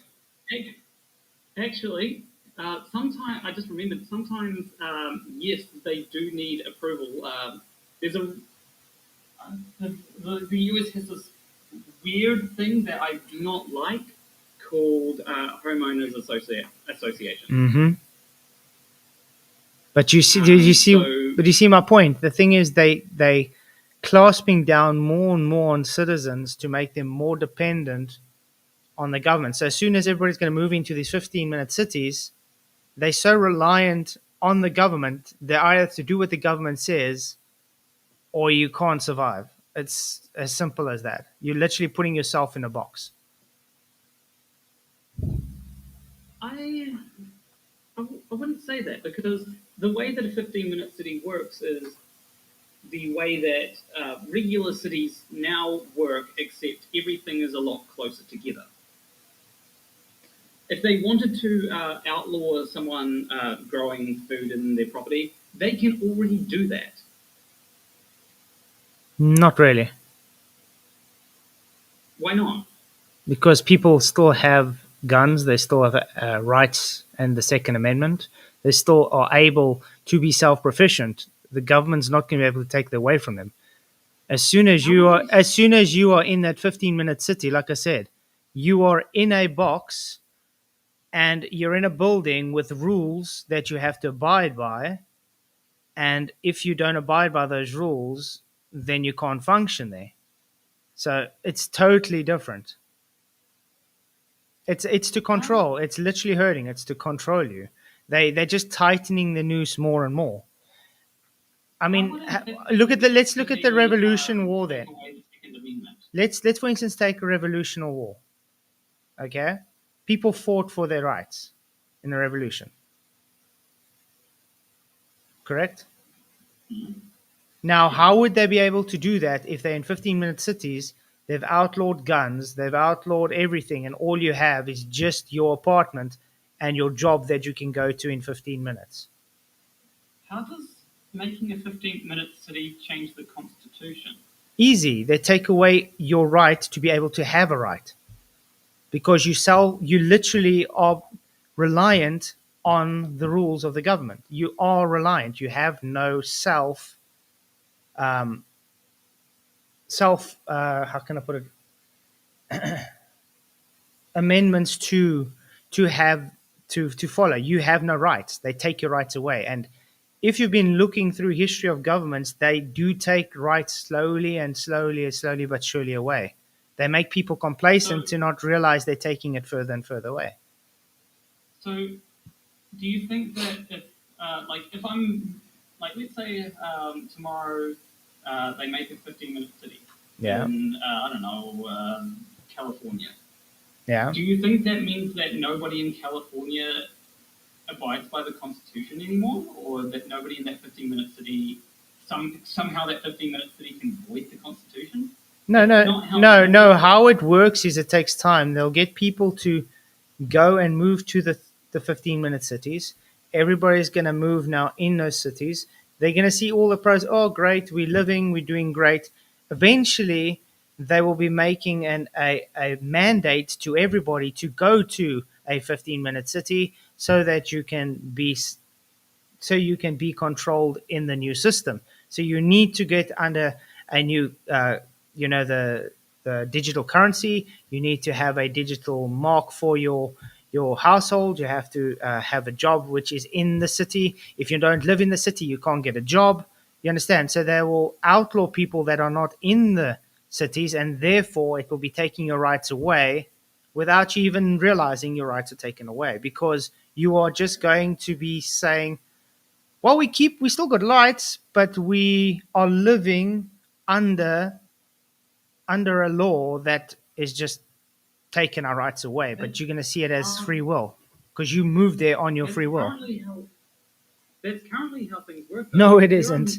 if you live in a place where there are no jobs, then either you have to go on government assistance, Not really. or like try to make it in the woods, or make it off the grid, which some people can do, but good luck with that.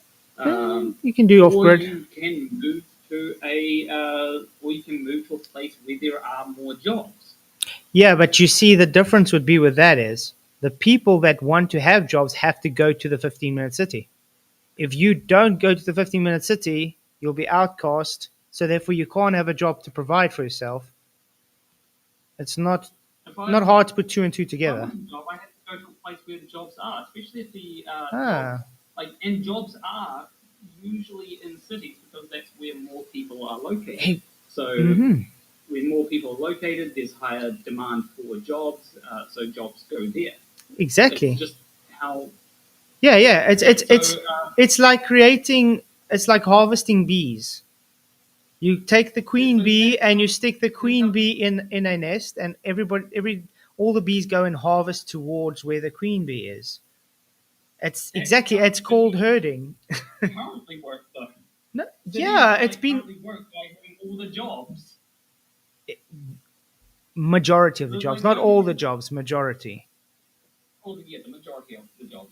The only difference between 15-minute cities and the way that cities currently are is that in 15-minute cities you don't need cars to get around.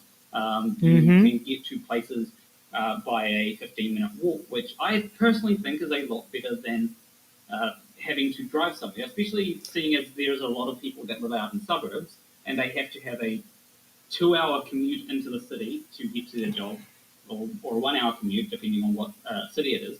Then to get back home, they have to do the same thing, which wastes a lot of time. Well, let's put it this Doesn't way. give you a lot of free time to do what. Well, let's look at it throughout years then. Okay, you've moved now to the 15-minute city, and you have children. Your children start to grow up. They don't know how to drive a car.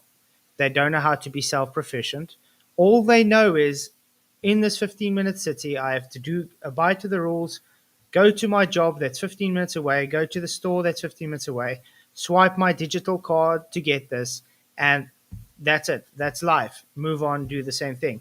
Do they now know how to, let's say, instant start a fire on their own? There's a lot of people that don't know how to start a fire on their own. Yeah, because they've been tightening their thumb down on people throughout generations for this. It's called herding. You do it generational because people get more complacent with time. That's why you're taking this so easily it's fine. I see it as a good thing. In the meantime, it's like my example is when you take a row of sheep to a slaughterhouse, all they see is a narrow gate, but it starts off with a large funnel and they get funneled into that, and they think, oh, I'm just following the sheep in front of me, and eventually they get slaughtered. It's the same thing. But it's just that's how it currently works. No, it doesn't. People have free choice still now to be able to say, nowadays, listen, yeah, I can learn to drive a car. I can learn to drive a car. I can learn how to shoot a gun. I can learn to go out in the woods and start a fire, do a camp. When you're in a 15-minute city, you won't have any of those rights. You won't know how to drive a car because you're not going to need a car, so you won't learn how to drive. You won't need to have a gun because it will be outlawed. Everybody will be too close connected. You won't need to know anything else than just going to the supermarket, swiping your ID card, and going to your job. That's all you'll know. You won't know anything else. In a 15-minute city, there would still be cars because one of the important, maybe not personal cars as much, but there would still be vans for transporting stuff if you need to do that, like U-Haul stuff. But there might be times when people do need a car, or maybe there's a lot of racetracks around in different places where people might want to go, and you might want to learn how to drive for racing or something like that. There are always options to learn how to do a thing. And- 15-minute cities. I'm sure there would be some shooting ranges. And wouldn't those that you be can go to. and wouldn't those be specialized jobs? So not everybody's going to be able to to do those jobs because congestion charge. I mean, even in London right now, they have things like congestion charges and MOT and stuff because of this. Because there's just too much people for that little space. So, do you not think in the 15-minute city they will have restrictions to say, okay, only 10% of the population is allowed to have a car? It's for Well, the privileged. it'd be something along the lines of congestion charges. If there's, and also it would have to do with there'd be a bunch of stuff. But like also, even now, you need to get a license in order to drive a car. There are requirements that you have to pass in order to get a license. We don't just let anybody drive a car. If my vision is not good enough to be able to drive a car, then I can't get a license. Well, yeah, license to drive on public roads, but do you need a license to know how to drive a car, though? Well, it depends. Like if I No, you don't. If I live I in mean, the country- yeah, in South Africa, it's quite normal, especially in the bush with the farms and stuff. Children learn how to drive from 9 years old. My daughter's 8 years old and she can already drive the car. It doesn't mean you she can drive publicly on a public road. No, but she can drive a car.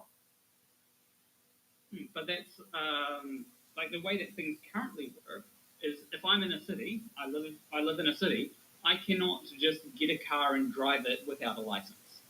Exactly, because why? I mean, I can, but it's illegal. Why? Yeah, because you are conformed to the laws. Now, those 15-minute cities will have such a tight ship of laws that you have to abide by, or you won't be able to function. That's my whole point. It's literally a tighter rope around a person, taking more and more rights away willingly. Do you? I've got a question. Do you know about the two types of freedoms? Go on. So there's positive freedoms and then there's negative freedoms. Okay. So there are. So the difference between them, and I can't remember which is which, but I'm pretty sure negative freedoms are the freedoms from oppression.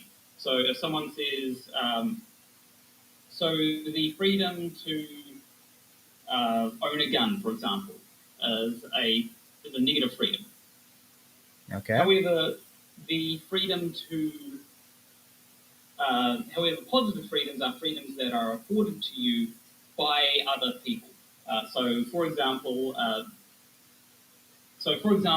the freedom to choose whether to have pasta or rice for dinner. That would be a positive freedom. I may be mixing the two up, and it's been a while since I've looked into this, but that's the general idea.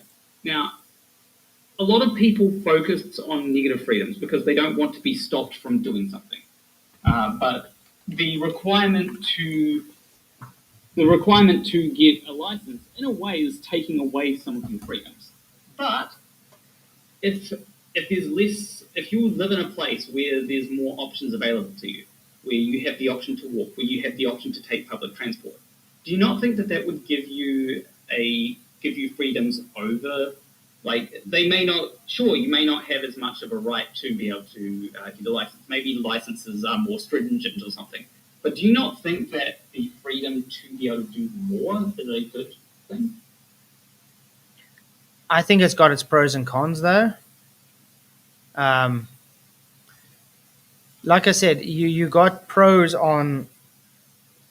What I would do is I would say, let's take what the pros and the cons are and outweigh them. Because you are taking from your freedoms that's given right to you as birth to be able to practice, so you can do certain things. But if you are bound by certain laws, it is you willingly giving those freedoms away for the how can I put it, for keeping with those laws. I would. Oh, here's another good question. Because you focus a lot on laws, but there is another aspect to things that take away your freedoms to be able to do stuff, that take away your rights, and that is just rules. So, as Yeah, mentioned, yeah. as I Some things are mentioned earlier, there's a difference between legalism and law. So, like, if I am renting, let's say, then there are things that I can't do. I'm not allowed to. I'm not allowed to create a garden in my place, for example. I couldn't. I can't chop down a wall of the house to be able to be able to, like, have some open airflow or whatever. There are freedoms that so yeah, there are freedoms that I don't have because the rules of that aren't necessarily a law, but there's still rules that apply. Yeah, but that's what I'm saying. There's a difference between legalism and law. So, for instance, you can legally drive a car, but it's unlawful for you to drive without a license. You understand? Yeah. So it's the same Yeah. thing. That's why you have to understand the difference between legal and lawful.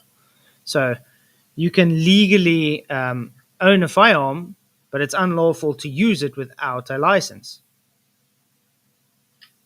So when it comes to the 15-minute cities, you'll legally be able to own a car, but it won't be lawful because of the permissions to have a car in the city. Understand? So it will still be quote unquote based on you having Second Amendment, but you won't actually be able to because your restriction because you've chosen to stay where you stay. And that's how they legally catch you. What would be the restriction that would be imposed by a 15-minute city that can't be imposed by a regular city on, like, say, owning a gun? Simple. No guns allowed to be able to. No guns are allowed to enter and leave the city. It's unlawful to have a gun, to own a gun, and use it in the city. So no residents in the city will be able to have a gun, except law enforcement. Okay? How would that? Okay, how would a place being a 15-minute city be able to change? Like, because you got to remember, like in the US, you've got this thing called the Constitution, right? Mm-hmm. So if you say no guns can enter the city or something, then I don't see how that is a. I don't, because that very clearly violates the Second Amendment. Clearly. No. Look, And that's what I'm saying. You're legally allowed to own a firearm. change. You're legally allowed to own a firearm, but it's unlawful to have that firearm in the 15-minute city. Wouldn't that be a violation? I'm pretty sure. No, that would it be won't a violate because you are legally Well, then why can't? you legally Why can't city? because that's the law of the city. It's the law of the city. Why can't- That's why when you have different states and they have different laws, they're legal, but they're unlawful in the state. So where you're going to have, sorry, I've got a question. Why can't a city just, like, let's say LA doesn't want any guns? Couldn't LA say, okay, well, you're not allowed to bring any guns into the city? yeah, and how they're going They to can do that? now. Yeah, but no, but look how wide and big LA is, for instance. Okay, how many privately owned land there is in the city? You're not going to be able to really control anybody. When it comes to the 15-minute city, they're able to control you because you are in, like I said, you like literally in your apartment. You have to scan yourself in and out everywhere.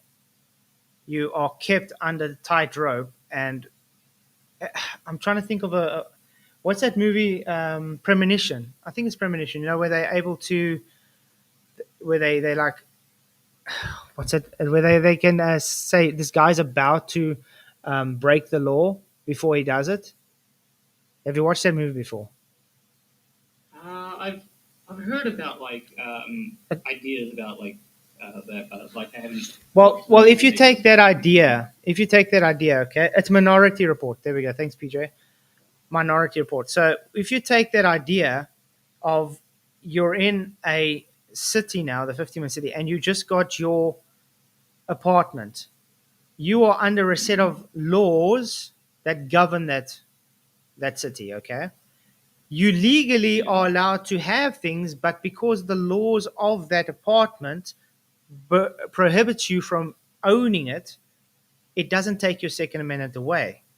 You can still legally own it, but because you chose to stay there, the law of that apartment means you can't have it. So to have it, so you can still have it if you move out, but because you're staying there, you cannot have it. If you know what I'm trying to say. So if I rent from a private landlord and the tenancy agreement states that I'm not allowed to have any guns in the property, then I wouldn't be allowed to have a gun. And you're saying that would be You can't lawfully. fine under the amendment. You can legally, under the amendment, own a gun, but it would be unlawful based on the tenant's contract.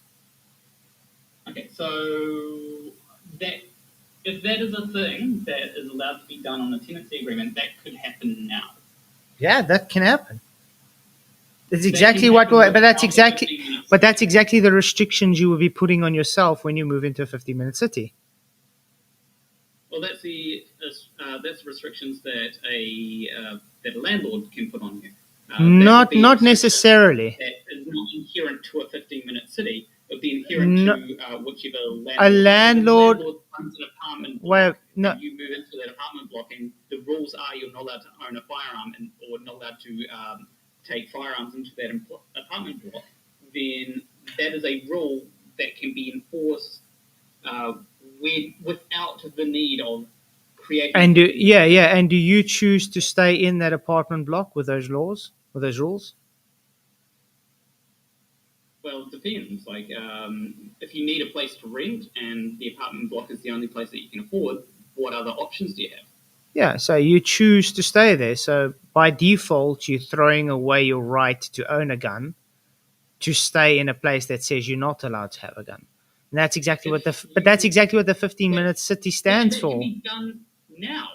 That can No, be done without a 15-minute city now. No, there's a lot of things that prohibit these kind of things happening. Obviously, there is people that have rules that they govern as landlords, but they are not allowed to enforce no guns.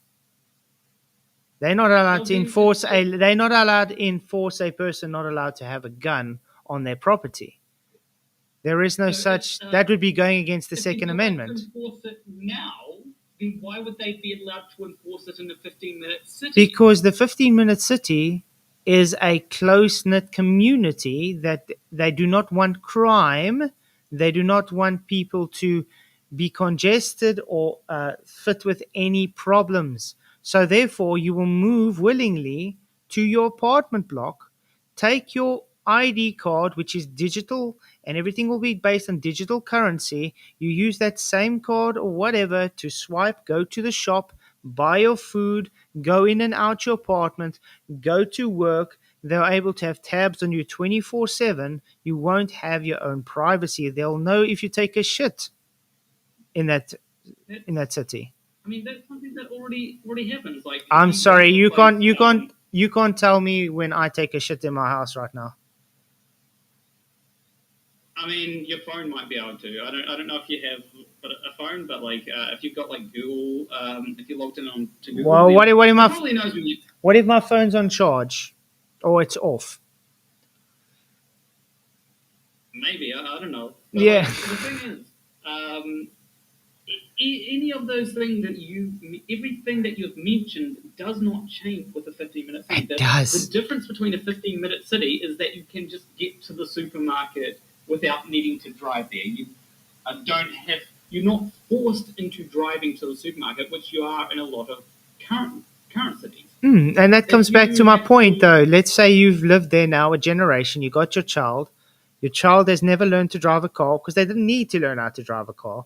Your child never needed to learn how to use a weapon because they never needed a weapon. And what they're going to do?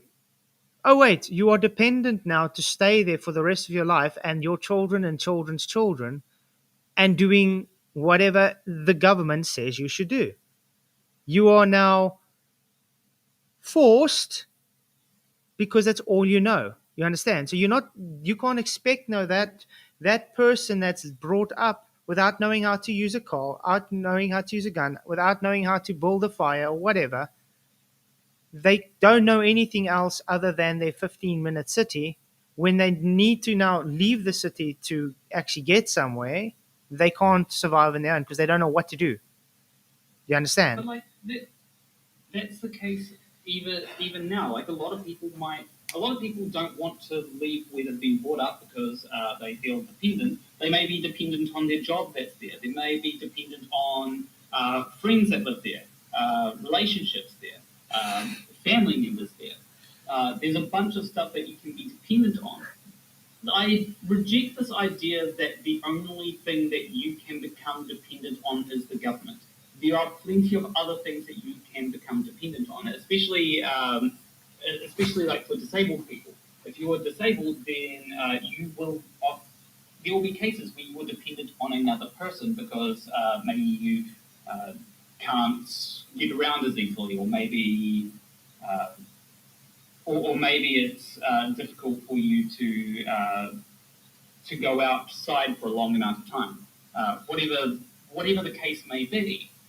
So when it comes to that, there are ways that you can be dependent on another person, and I think that when it comes to 15-minute cities, you're releasing a lot of you're releasing becoming dependent on cars. Like nowadays, if you want to, as I said, if you want to get to the store, you need to take a car. You can't just opt out of that. Yeah, and this is what I'm saying. If you look through history, how was it that people, even a few hundred years ago, they knew how to cook their own food, they knew how to grow their own food, they knew how to hunt, they knew how to prepare meat, they knew how to do things that 80% of the population today don't know. Why? Because they're conforming to the modern you wait, listen. They're conforming to modernized ways of living. So they are conforming to new laws and legislations that govern them to not need to have those things anymore. So when push comes to shove, they are dependent on the government. That's what a government is there for. So you are dependent on them. The 15-minute city is just another step to being dependent on the government to take experiences and knowledge from away from you, so you can only know what's being taught to you. If you don't have any experience in anything else, you can't do anything. It's like saying, it's like having, for instance, a child living in your house. Okay, they're dependent on you.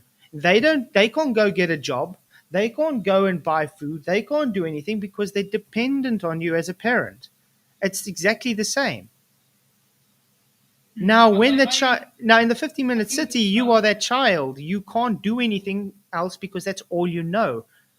You were brought up in the situation and you are stuck in that situation. If you do not do what they tell you in that city, well, then poor you, you won't survive. It's creating numbness robots. Currently, you will not survive because or maybe you won't. Maybe you will survive in a prison cell. If you break the law, then you go to prison. If you break rules of your tenancy agreement, then you end up on the street, and then maybe you won't survive. But there's rules, and you are already dependent on a lot of things. Like you said about like people don't know how to hunt. Of course, like a lot of people don't know how to hunt. We're dependent on going to the supermarket for food. Yeah, and let's put it this way. Only dependent on. Yeah, and let's put it this way. Now, would it help that person to know how to hunt if, for instance, let's say the market crashed and they need to provide food for themselves and their family? Would that hunting experience come in handy? Potentially, but like if everyone suddenly has to start hunting, well, there's probably going to be some problems with that. the benefit of society is that not everyone needs to know everything, and I think that's a point that you're missing. Is that when it comes to living in society, you don't need to know how to farm, but someone will. There will always be someone that needs to know how to farm. You won't need to know how to set up whatever you need. You don't need to know how to program in a society, but there are people that will, and those people can make other people's lives better. You don't need to know how to, operate a checkout. There are people that will need to do that. You don't need to know how to cook, though. It is very beneficial to know how to cook. There are people that can do that for you. That is the benefit of living in a society, is that you don't have to know everything. Yeah, but do you have to live in a 15-minute city to have a society? You don't, but a 15-minute city makes things more convenient. Convenient how? I haven't seen any really good pros that outweigh the cons for a 15-minute city. Okay, here's an idea. Third spaces are a good thing. Do you know what was the idea of a third space? Yeah, yeah, like an open plan. Yeah, What's that? like an open plan. No, so the idea is that you've got the first and second spaces are home and work.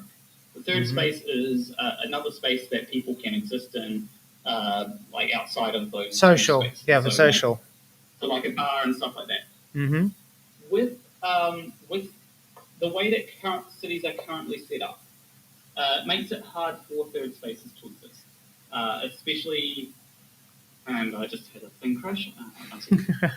So if, for example, I want to hang out with friends, it's a lot harder to do that when I have to, if I have to go all the way across town, and then if I want to get back, I have to come all the way back. In a 15-minute city, ideally those places would be 15 minutes away at most. Whereas if they're an hour away, it kind of disincentivizes that. And also, by them being so far away, it makes it harder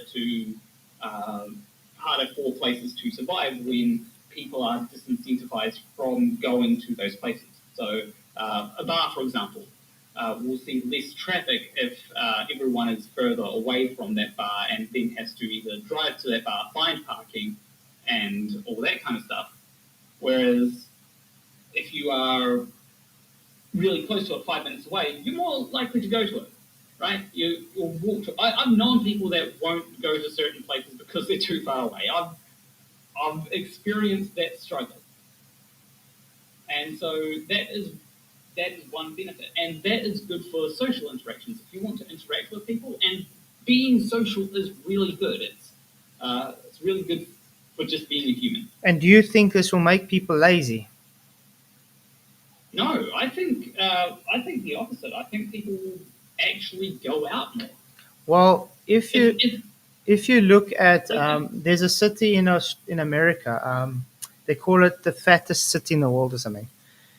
They don't walk. They literally sit on mobility scooters and drive everywhere because it's just too much of a mission to walk. And then so they just eat like they want, and they hardly move. They go into their apartment, they sit and go to the toilet or go to the bed again, and then get on a mobility scooter. Then they go to their job, sit at a table, do the same thing. Do you not think this will be the same issue with a 15-minute city, because people will now be discouraged to be able to, take longer walks or do something because it's going to be ingrained to them? Everything is now so close. Why must I bother? I think the problem now is that to get anywhere, you need to drive a car. Not really. You can't walk anywhere. Walking somewhere takes too much time and effort. So people hop in their car. They're not getting the exercise that they would get. If something's a 5-minute walk, then you walk there if you need to go there. If something's a 15-minute walk, like I walk to the supermarket if I need to go to the supermarket. I don't hop in a car and drive there. A lot of people do, and that is worse for health if you get in a car to drive everywhere than it is to walk, obviously. And so I think if people live in 15-minute cities, they'll be more incentivized to walk because walking won't seem like a chore. Okay, I can hop on with that a bit to an extent. Yeah, I think that in general, 15-minute cities actually do help for health. And I know that you'd probably say something about like the food or something, but I'd argue that that's like a problem. Well, what do you think? What do you think? Because it will be limited for in the cities for food commerce.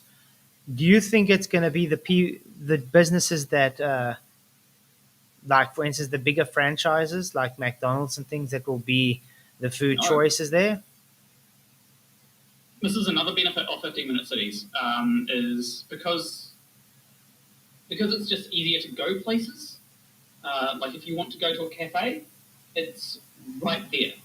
Like you might be in, especially if you're in a mixed use neighborhood, where your house might be above a cafe.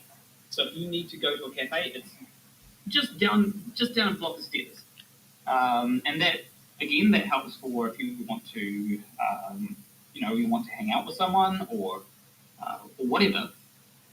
With local businesses, especially being closer to where you are, then those local businesses will see more foot traffic, which is important. If you need to drive somewhere, then you're more likely to drive past a lot of local businesses.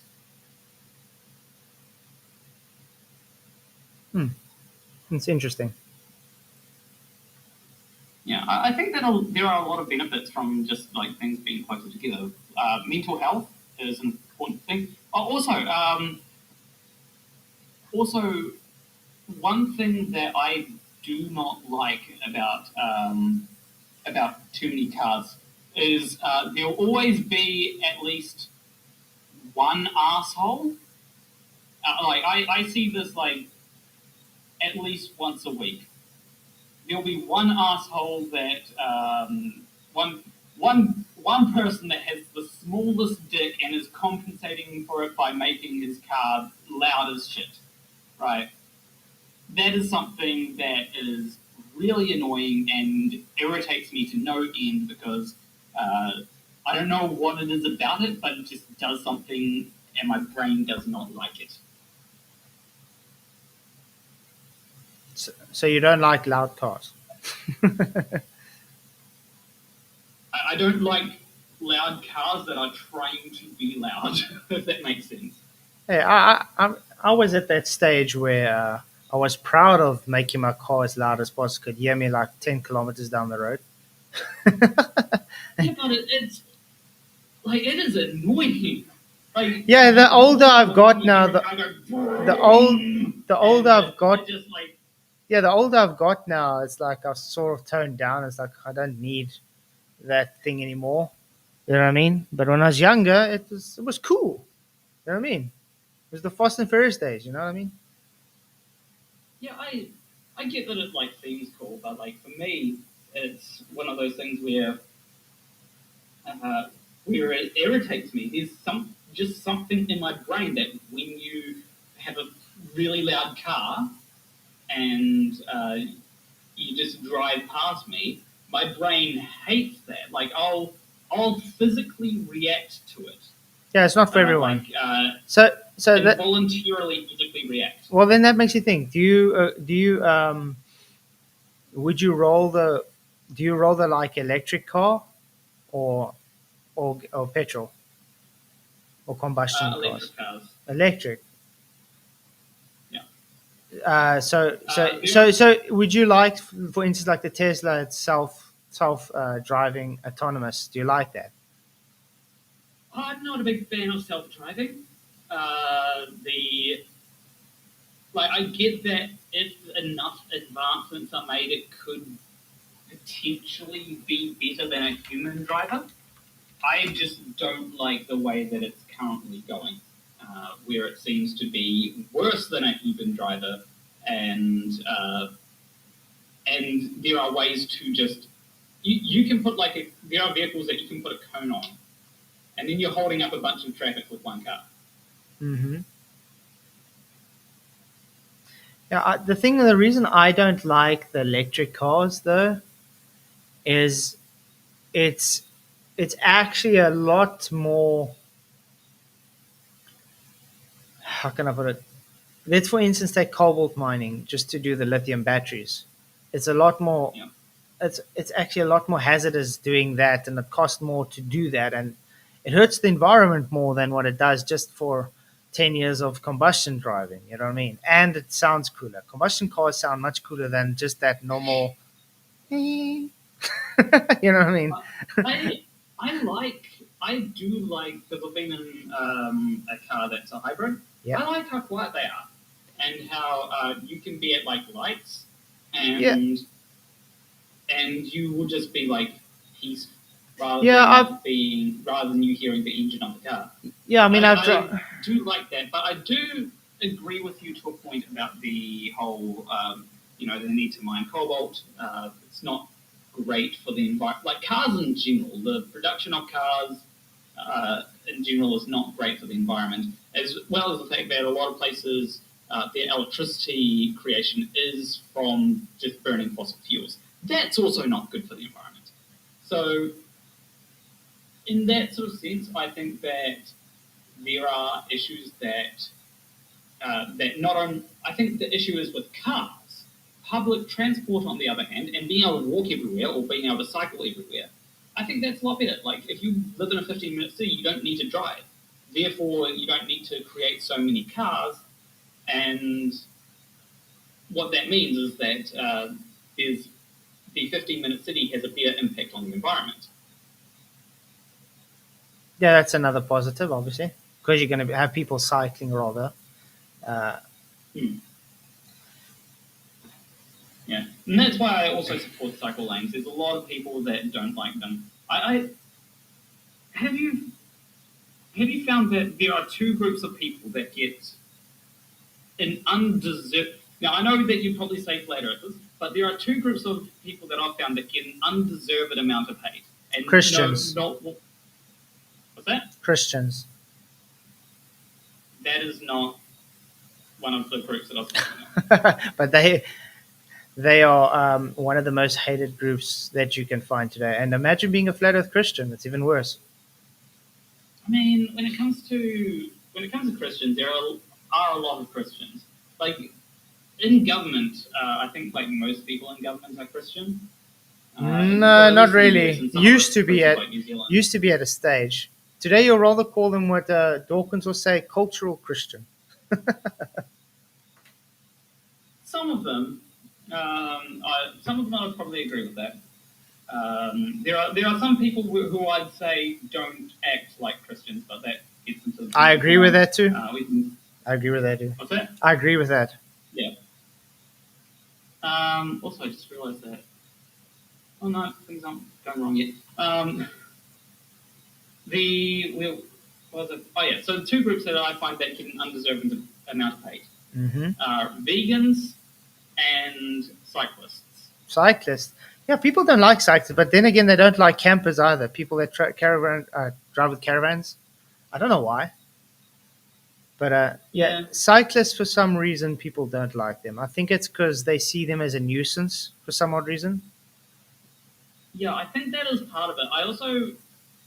I find that there's also this notion that cyclists are constantly breaking the law, right? I've heard this a lot from people, and it's cyclists are constantly breaking the law, and it's like, well, a lot of drivers break the law. It's just that when drivers break the law, they don't really notice it. Because maybe you're a driver who breaks the law, but when cyclists break the law, it's suddenly a big problem. Yeah. It's not just the one cyclist that may accidentally went through a red light or something. It's every cyclist. So I just want to ask: are you a vegan cyclist? No, I am not. Don't worry. I actually don't own a bike. So I do want to own a bike. I think it would be a bit easier to get around that way. But Well, it's a good unfortunately, stress that's not. reliever. Cycling is actually a very good stress reliever as well. Um, so yeah, if you ever get into it, you'll actually enjoy it. Yeah, I used to have a bike, and I kind of regret not keeping it. I think I just at one point stopped using it because I had a moped that I could use. But I'd like to get a bike again, especially if there's one of those electric bikes that you, because if you're in a hilly area, and there are a lot of places in New Zealand that seem to just be built on hills. Uh, so if you want to get up a hill, you just turn the electric on, and it helps you. But Yeah, because I've been seeing that, yeah, like with my close family friends in Christchurch. Also, it's quite hilly there. that is that. Yeah, that's one part of Christchurch. Most of Christchurch is actually pretty flat. Oh, But if you're in there's a particular Port Hills, I think they're called. Then okay, yeah, it's pretty hilly there. it's quite cool. But that's because it's literally a hill.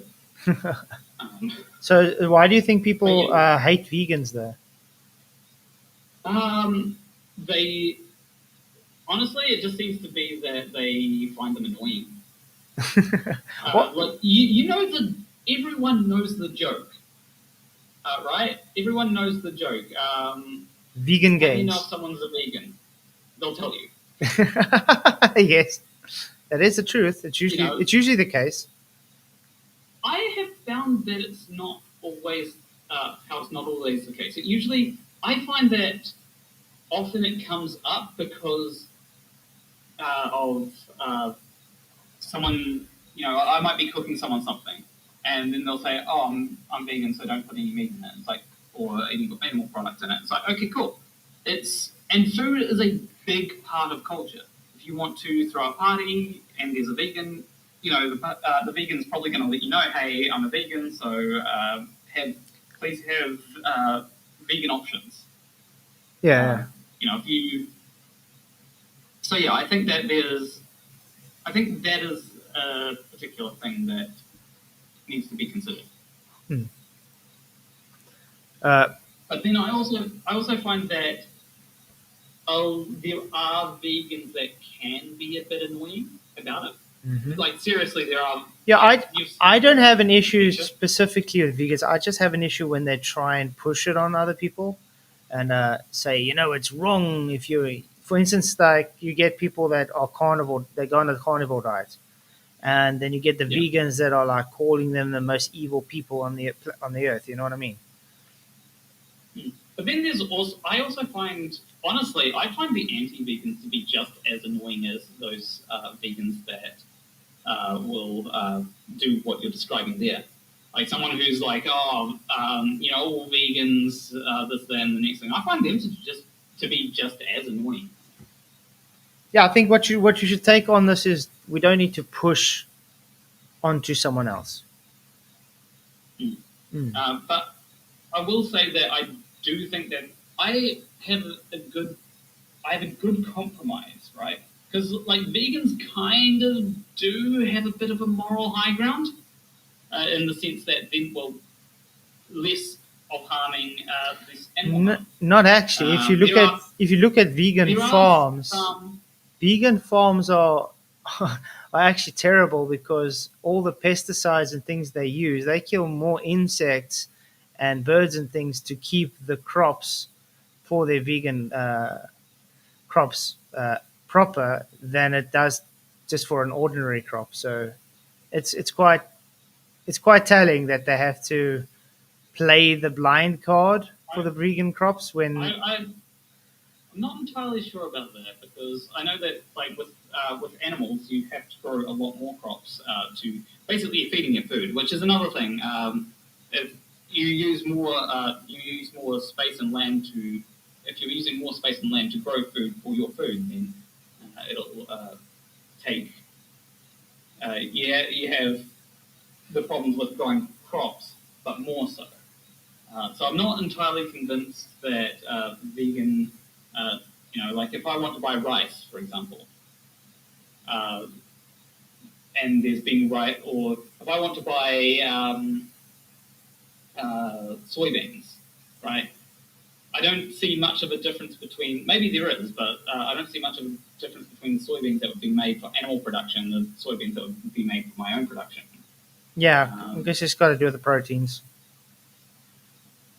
So what I'd say is that when it comes to the crops for animals, they would also have a lot of the problems that. And remember, you're using more space for land because you've got to feed the animals a lot. So I would argue that there is a compromise that can be reached, and that is just try to cut back on meat on your diet again. I think meat rather is than- I think meat is a very important staple on a person's diet. I think a person was made to eat meat, so that's why I take a different stance because most of your I best think- proteins come from meat.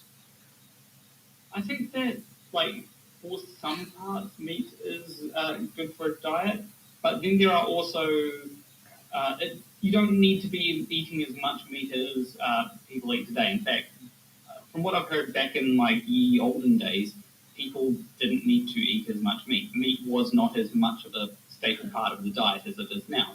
And Well, so I- I think that people can certainly cut back on a lot of meat whilst getting all the nutritional value that they need. I eat meat every and- single day though, so I can get my protein intake. So I need about 180 grams of protein a day. So But then also like paying attention to your diet. So, for example, I have looked into like some things that I eat, and I've found that beans actually have quite a bit of iron. Which Iron's is, good. Good. But you need to also have vitamin C. So having a decent helping of beans.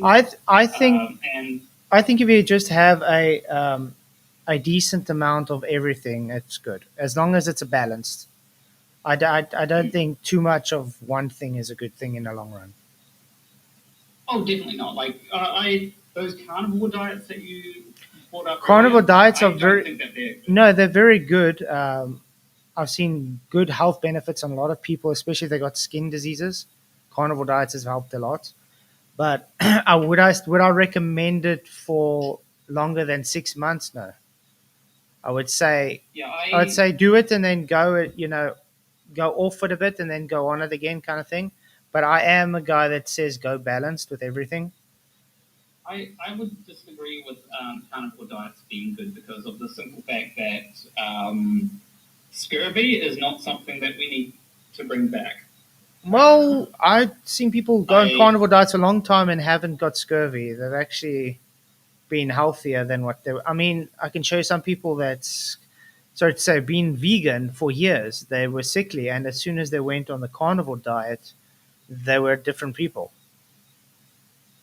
I'd say that that's very anecdotal. Like maybe there are benefits to carnivore diets that haven't been looked into, but I would want to see like proper data and studies on that kind of thing to convince me. Because But we also have to point as I out, though, said, everybody's scurvy was a different problem from not eating enough fruits and veggies. at a stage, yeah. But today we get enough of those vitamins in the foods we eat anyway. So, but we have to point out that it does differ from person to person. Some people, carnivore diet won't work at all. Some people, it's good for them. Some people, vegan will be rubbish, and some people. I think it depends on the person. Yeah, and like that's one of the things that I'd say when it comes to veganism. Like, not everyone has, because when it comes to being a vegan, you have to know, okay, how do I get this from my, how do I get this in my food? And not everyone has the time or energy to look into that, especially since they're too busy in their 2-hour commute to work, which is, sad and depressing, and they've got to work for 8 hours. They don't have the time. Maybe if they lived in a 15-minute city, they could be vegan, but they don't have the time. So when it comes to veganism, I can understand people not wanting to go full vegan, but I'd say, hey, maybe take a step back from meat. Maybe rather than having some meat in your diet, have a bit of tofu. Or if you want, I quite often like putting soy protein stuff. It's actually, sometimes you can get like meat products that actually taste, or fake meat products that actually taste better than the real stuff. I Like, think it depends though, but it's usually expensive. I've eaten a vegan sausage before that was actually very good. But the majority of the vegan stuff I've tried, no, it's very bland. Yeah, like I will agree that there are definitely some vegan stuff that I've tried which it's like, okay, this could be better. But then there are times, and generally the more expensive stuff has been the better stuff, and it's usually more expensive than meat. That is something that needs to be sorted. They need to sort out. Though that's more of a capitalism thing. I'm not sure that vegans can advocate for uh, people to lower their prices too much. But I would say that yeah, like there are things like the impossible patties that you can get, or the impossible whoppers from Burger King that you can get. That they just taste better than the real thing. In that case, it's the meat that's bland. Yeah. What's the weirdest meat you've ever eaten? Okay, that is a good question.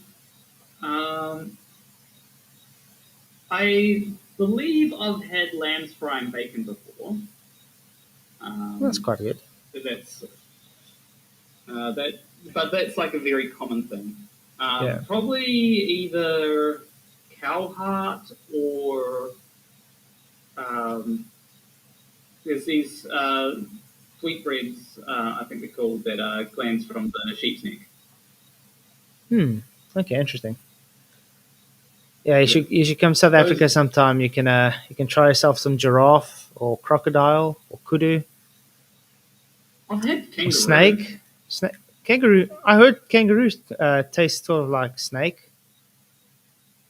Yeah, I can't remember what they tasted like, but I have had kangaroo before. It was years back when I was over in Australia for a bit. Well, that's quite interesting. Yeah, but isn't it like but the kangaroos? I don't think they'll really kill them for food though. It's more because they're protected. I think. There might be kangaroo farms or Yeah. something. That'd probably be it. Because like you can, if you're in Australia, or at least where I was, which was over in Byron Bay, I could just go to the supermarket and there would be kangaroo sausages. Oh, that's well cool. Yeah, there'd be plenty of kangaroo meat. There'd probably be kangaroo steaks that you could get as well. So I assume that it would be something that would be farmed rather than hunted. Probably. Yeah, but then there's there are things that I've eaten that some people would stay well away from, like grasshoppers. Yeah, that's something that Oh, that I don't think I would eat as a want, but as a necessity if it's a survival thing. I mean, I've eaten some weird things in my life: sheep's eyeballs, rat tail. Um, I've eaten quite a lot of different things, but I think the most interesting meat I've ever had was probably between giraffe and crocodile. okay. I didn't even know those were meats that you could get, or at least they're not meats that you can Well, get here here we in can New get Zealand. them. Yeah. It's yeah, like I assume that in different places of the world there are different things that you can get. I mean, we don't have many giraffes here in New Zealand. Not exactly. There's not exactly a place where they're native to. Yeah. I, Also, I've got a question. Like, Mhm. what would be one of your favorite meals? My favorite meal. I think it changes. At the moment, I really do love myself a avo and chicken wrap. That would be my favorite at the moment.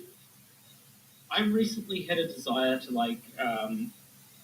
and you brought it back. I want to make wraps, and they have to be homemade wraps as well. Hmm. You know, you have to have like the salad I there, the I like cheese, I like the mayo. I like the beetroot and spinach wraps. Those are quite good.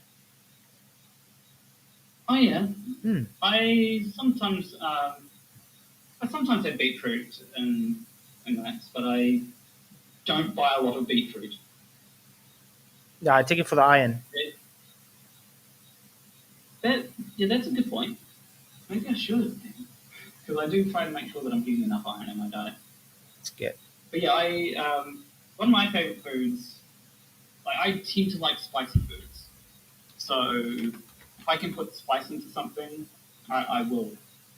But one of my favorite foods has generally been uh, something like nachos, Oh, okay. and curries are also a good one. But curries take a lot to prepare. Hmm. One thing I haven't had in a long time that I think I would love to get again is babuati. I don't think you've heard of that before. No, It's I a have South not. African dish. It's delicious. It's Okay, like yellow rice, basmati rice.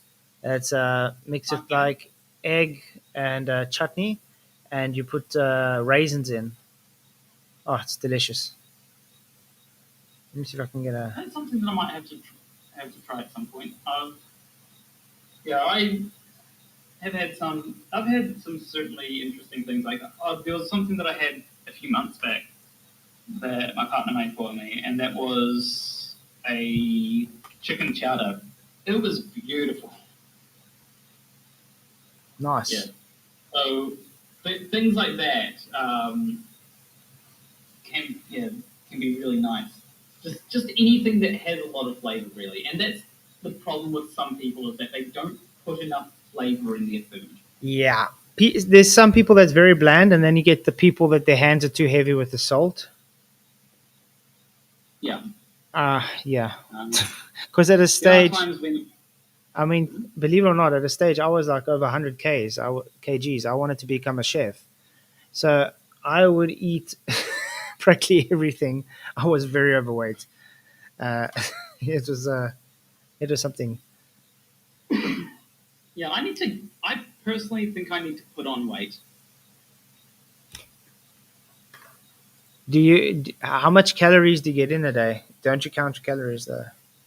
I do not count my calories. I Last time I went to the doctor's though, I had put on a few kgs. I had gone up from like 58 kgs to 63 kgs or something. Wow. So And how tall um, are you, Ed? How tall are you? I'm 175 centimeters. I think that's like Wow, so five you're foot long. nine. Yeah. So yeah, you're gonna need to pick up some meat, man. Because I think Yeah, I'm. your BMI is about 70 to 75 kilograms. Yeah, it's different. Honestly, it's definitely been worse. Well, you I at one point I was quite underweight, but I think now I'm starting to put on weight, which is good. I am trying to work out a bit more, but it's probably gonna be a very slow process. yeah, because you have to eat in a surplus to be able to build. So, but I think if you just concentrate more on proteins now, with your with the you'll pick up that weight quite good. Yeah, I uh, Because I because with have been trying to me eat a because with bit me more at the meat moment lately. because with me at the moment I'm about 72 kilograms, but I've only got 12% body fat. Okay. So it's Yeah, I don't know my percentage of body fat. I generally don't pay a lot of attention to that stuff. And one person said eat a lot of beans, which that's something that I like. Oh, this is a really nice thing. Have you ever heard of toasty pies? yes. Yeah, like baked bean toasty pie. Mm-hmm. What I do is I put some crushed garlic in as well. Oh, nice. So I put baked beans in. I put crushed garlic in, salt and pepper, just some flavorings like that, and then some cheese on top. Yeah, you have to And put the cheese. then, Yeah.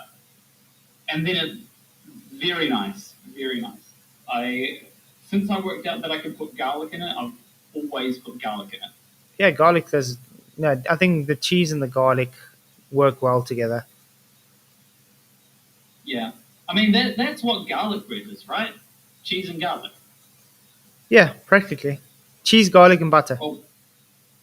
Depending on what garlic bread you get. Like if you get the cheesy garlic bread, then obviously it has has cheese and garlic. But it's always nice to just make some garlic bread at home. Yeah, I usually make fresh garlic bread of it or something. Even like when Yeah. I make pizza for the children, I usually make our own pizza. I just like it fresh. Yeah, I've actually had some really nice pizza. Unfortunately, one of the nice pizzas that I had, I probably threw up a bit of because of had some issues the next day. But I think I later had a pizza that I found to be quite nice, and that was made by the same person. And yeah, just a really nice pizza. It had a lot of flavor to it. I couldn't tell you like half the ingredients that were in it, but yeah. Awesome. Well, it's getting kind of late You know here. what I think? Yeah. I'm enjoying this chat, though. I think we should do another one sometime where we can just chat. It's nice. Yeah, It's different. like I find that a lot of the problems that a lot of conversations where they're supposed to be adversarial, not like debates, Yeah. where people are like, oh, I'm going to try and get you with, try and explain why you can't see Polaris from the southern hemisphere, like that kind of stuff. Yeah. I think that the problem with that is that you are trying to get at the other person, whereas chats like these, it's just, hey, Just chatting, yeah. Here's something that I find interesting that I like to think about a lot. Yeah. No, I agree. And yeah, and I think that there's a big difference in the way that, like, it is very easy to see people that disagree with you as stupid, uneducated, as people that don't know what they're talking about. But yeah, I think that sometimes it is a good idea to just take a step back and go, hey, let's talk to this person as a person rather than as Yeah, an I agree. adversary. Yeah, and I mean, we can get along, even though we don't agree with stuff. Doesn't mean we can't get along. Yeah, like, here's a question. What sort of music do you listen to? Like I said, it does change through the years. I used to be a heavy rocker and metal at a stage. I've leaned more these days into, I still like my old classic 80s and stuff, but I do enjoy my EDM the most, actually, or chill house. I mean, I think last night I was listening to a lot of 80s stuff. There was definitely some heavy metal in there. I think I was listening to a bit of Black Sabbath, a bit of System of a Down. System of a Down, that was still epic. That was still one of my favorite bands of all time there. Yeah, I got into them like when I was in my teens. Yeah. And I remember my parents freaking out a bit. Yeah, I remember Being like, Toxicity. that's not your music. Yeah, when Toxicity came out. Yeah, Toxicity is a song that I've actually learned from guitar, but I play it my own way. Okay. Yeah, rather than... So, I don't know if you're going to hear it very well if I grab my guitar. 1 second.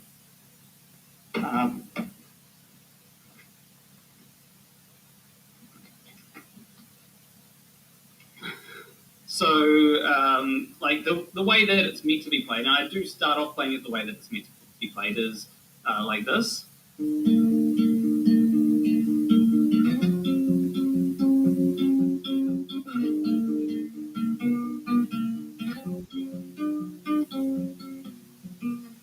Whereas I play it like...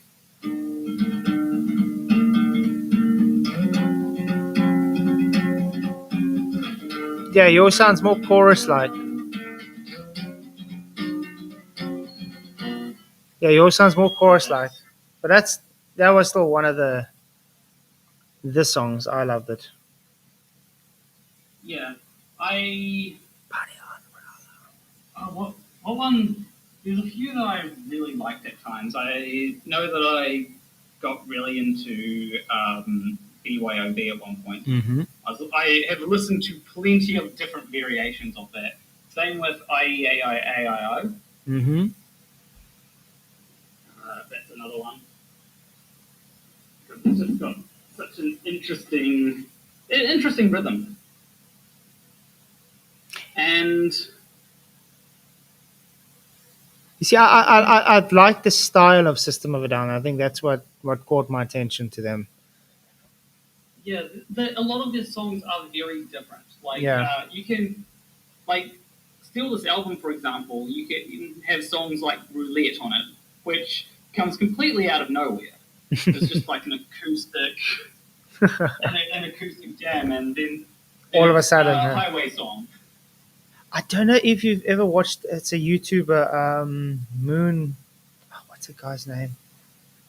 Moonroach, whatever. He does a lot of Moonage Productions. Yeah, that guy. Yeah, Brilliant. Does like things in the style of System of a Down. Like Yeah, he changes he changes what if, for instance, ABBA wrote. Yeah. I saw the.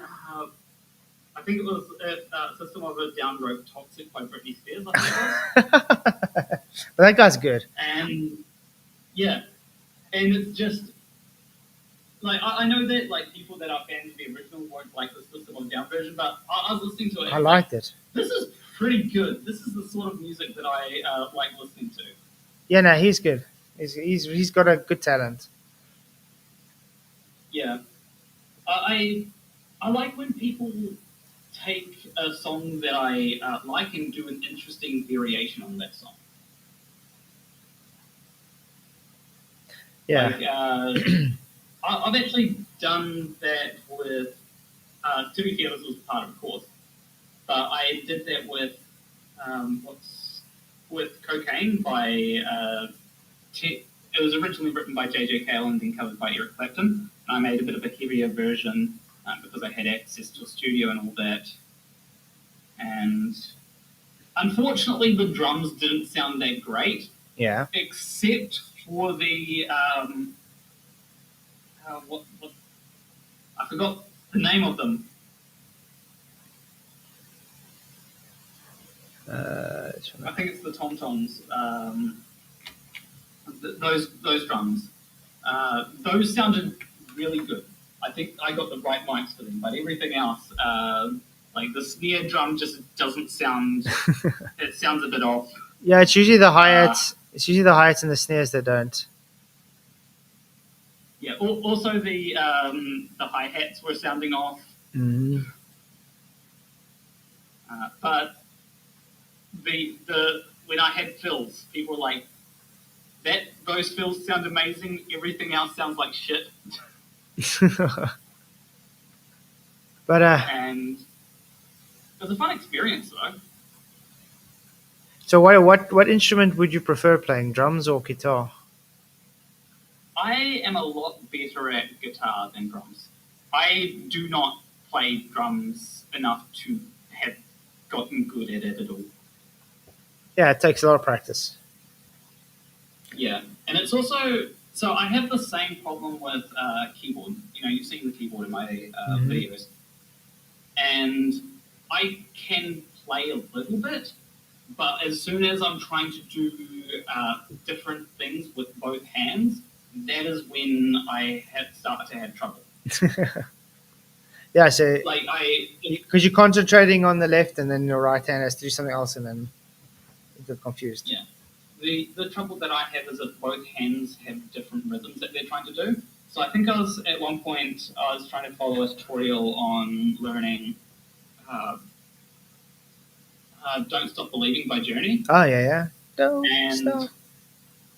The intro part was I just could not grasp it because one hand is doing one thing, the other hand is doing another thing with different timings and all that kind of stuff, and it just my brain just could just not keep up. Yeah. So, but you get some people that are just inclined to everything. Yeah, like I do like playing different musical instruments. There is an instrument that I have. Like I have some interesting instruments. Like um, I have this one that that has some interesting sounds.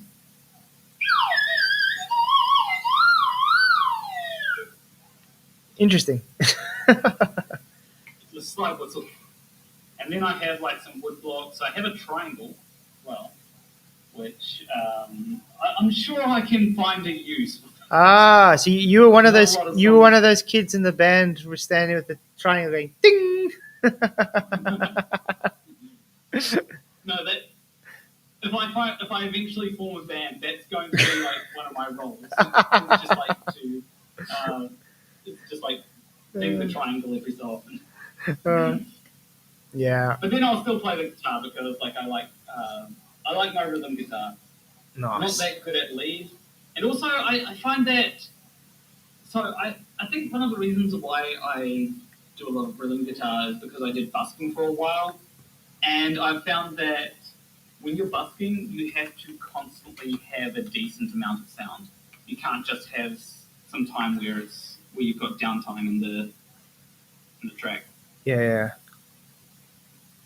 Whereas with like lead guitar, if you're playing if you're doing like pretty intense stuff with lead guitar, it's like sure it sounds epic, and you can make it sound really good if you're doing like fingerstyle stuff, but for the most part, it just sounds a little bit empty. It sounds like it's missing something, especially if you have been playing rhythm guitar. Well, yeah. Well, do you prefer acoustic or electric? I actually, so I used to prefer electric, but nowadays I think I prefer acoustic. Yeah, I think it depends on the mood though. Because I used to Oh, love definitely. I used to love playing with my PV. So, but what's nice is the PV I could actually get an acoustic sound out of it if I really wanted to. Uh, Yeah. but I yeah, think with acoustic, it has a bit of a charm that you can't quite capture with electric. I Yep. also know that like if you were to play a metal song on acoustic, you can give it a completely different feel that you don't. Yeah, but on electric. the acoustic has like a raw drum to it, where electric guitar doesn't. It has that almost bassy raw. You know what I mean? I Yeah. Also, another good thing about acoustic is you can essentially. I've gotten a lot better at this over the years, but you can essentially make it a percussion instrument as well. I think Ed Sheeran does this a lot. Why is my throat so itchy? Um, Ed Sheeran will often use percussion things or use the guitar as a percussion instrument Yeah, whilst also using it. yeah, you can. Yeah, no, that's what I like about the acoustics. You're able to be very creative of how you use it. Yeah, like if I think something that I've kind of written myself. I'll just play like the rhythm. I essentially use the guitar as both the rhythm and the percussion. So I think it goes.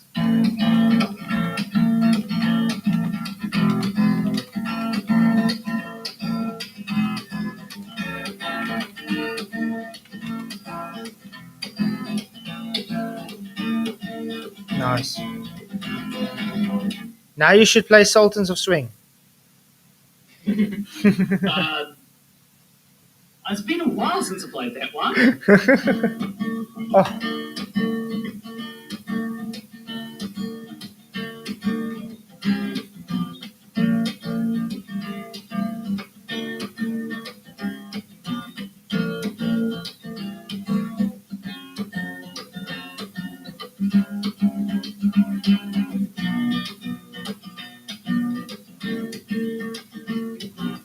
not bad.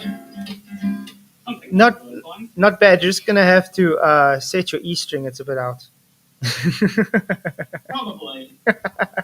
I haven't tuned this since a small while back, so Oh, but it's still awesome, man.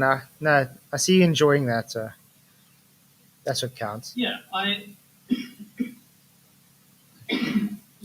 do like. I generally do like music. It's something that I don't know. Ever since I was a kid, like I remember when I heard about MP3 players, right? And I immediately wanted an MP3 player because it's like, oh, cool, this can.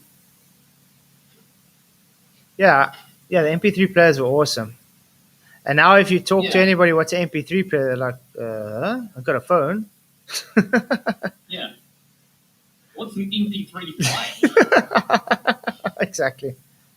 Oh, man. You know. No, to be fair, when it comes to MP3, I am not a big fan of that because the creator of MP3 was a.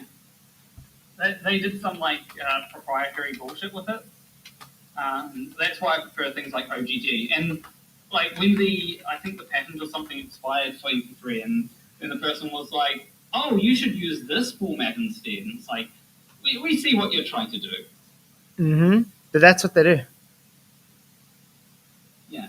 Yeah. I am very much for open source stuff. Like one of my favorite file formats when it comes to like if you want to do 3D modeling and for games and stuff, you'll need to export it, and there are a couple of different ones that people use. The common one is FBX, but I believe that's proprietary by Autodesk.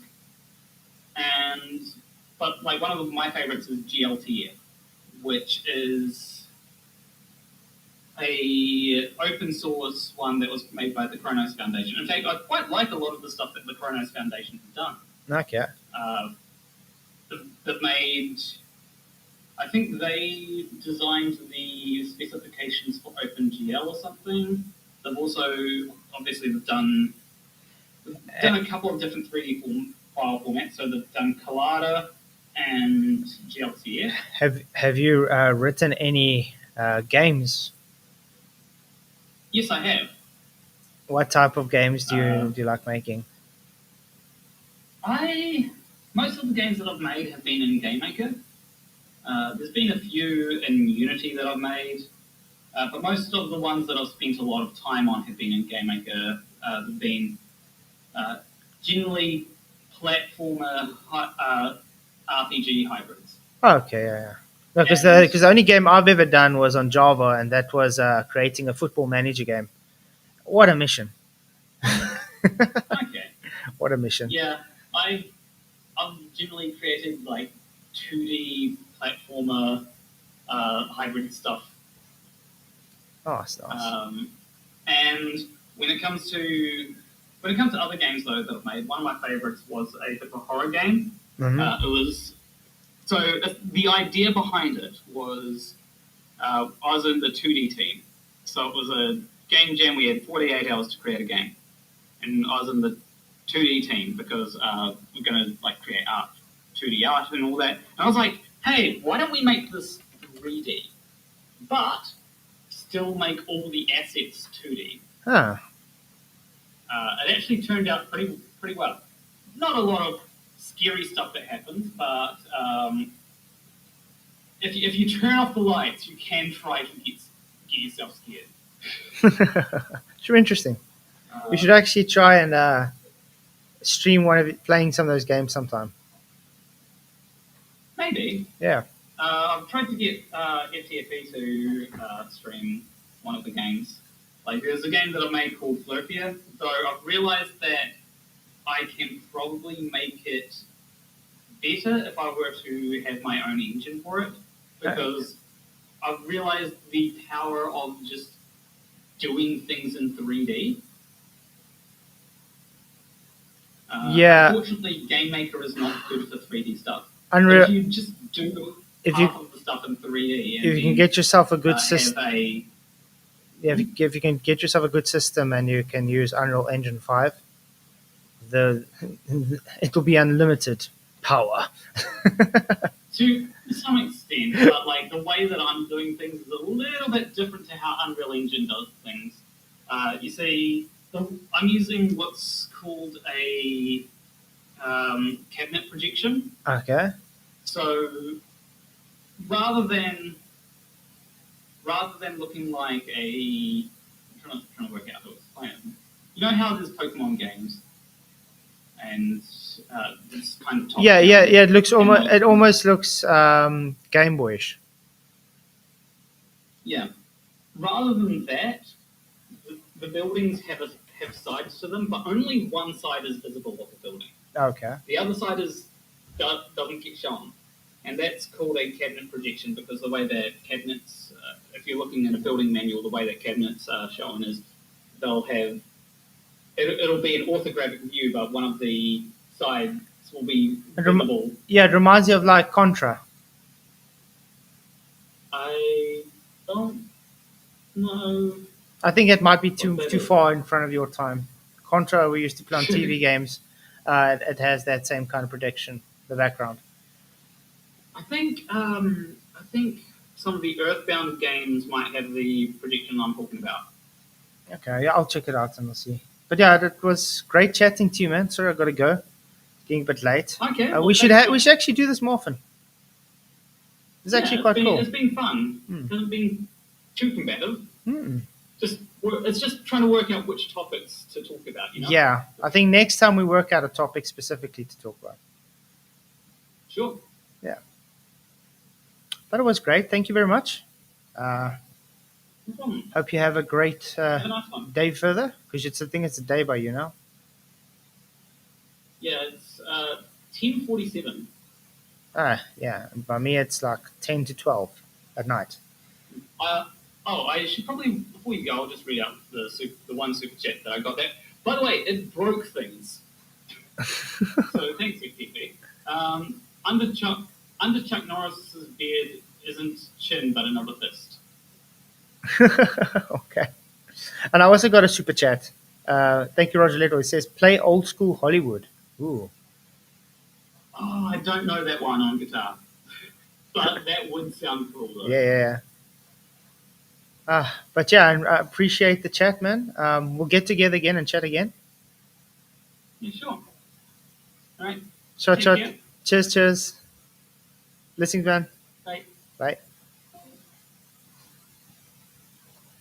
Let me unmute you guys quickly. There we go. I think Challenging. So guys, you should all move to 15-minute cities. 15-minute cities, yeah. That sounds like prison to me, dude. Well, I don't think I'm going to be doing that. Nah. That's So how was the debate, Sam? That's why I have posted this link about the Yuri Bezmenov XKGB. It's called Subversion. That's exactly what's happening. To make a changes in the society, you just need around 20 years, because that's the minimum amount of time in which you can subvert fully the population, the new population. Why would I move to a 15-minute city when everything I need is 2.5 minutes away? Yeah, but that's I'll rather agree to disagree with him. Yeah, definitely. Because history shows definitely a herding mentality. People are complacent, and they willingly giving their rights little for little away. Well, man, I don't have to accommodate your fear. Yeah, man, I just bow to you. You kept position, all the time. You were nice and so on. I wouldn't be able to do it, man. I just wouldn't be. This must be the day for it. I do actually enjoy chatting with him. To be honest, I do enjoy it. Listen, it's got to be the day for it, Flatzoid. I had a similar experience on mine. I think that is the first time I've ever had a Glober come on, have a debate, not get triggered, flipped out, lose their mind, start calling names or anything else like that, and actually consider your points. Wow. I told him, I said, dude, we broke the internet today. Well, we're definitely going to review the debate. That's for sure. I might do a watch party on it in the day after tomorrow, because I've got tomorrow's already planned. So, but you know what? He won't change his position. I can tell you that. He won't change his mind. Mm-hmm. I'm sure of it. Nah, Go for but it. but yeah, go listen back. Me and Planarwalk were talking quite a while on the 15-minute city stuff. Um, it's interesting his thoughts. Nice. But anyway, I've put that link in for Sob's debate he just had with Kent Reynolds if anybody wants to go watch it. Like I've And said, no, I'm not related to the guy. Okay. like I've said today on the chat, we are You know doomed. one thing they're doing is they're trying to force people into this. And the way they're trying to force them into that is that they're quietly coming in to areas and changing the zoning laws. People aren't paying attention to that. Hey, you want to come over for a couple beers and watch the game? No, I'm going to the zoning meeting. Nobody said nobody ever, right? And Hmm. so they're putting in all these little things like that incrementally. And then what they do is they'll go in and do like in Paradise or in Hawaii and burn the entire thing out or destroy it somehow. And it's now set up to where the people have to follow the new zoning regulations, and it's next to near impossible for them to rebuild. But that's okay because we got this little tiny house over here for you with a little 15-minute city. Everything's convenient. You won't have to go anywhere, blah, blah, blah. There you go. Yeah, but you see, this 15-minute city sits perfectly for this one world government Mark of the Beast thing. Yep. Yes, Perfectly. but it's only part of the agenda. I don't know if you are aware, but there is a new constitution signed by the USA, Canada, and Mexico, which will get rid of American constitution in the same way as Union European, the same for the Africa. So Yeah. there will be like a 7 major, let's say, new countries created. Like 7 horns of a beast. Yep. Oh, It's already signed. It was by what was the president? Clinton. Clinton signed it, and Trump confirmed it. The same as no high law. Yeah. So we don't hear it, but it's the truth. old Trumpy going to come in there leading the way with a torch, baby. I'm telling you right now, this Yeah. guy, it's I out of the was. frying pan into the fire. So they set up this match between a muscular dystrophy patient and Mike Tyson.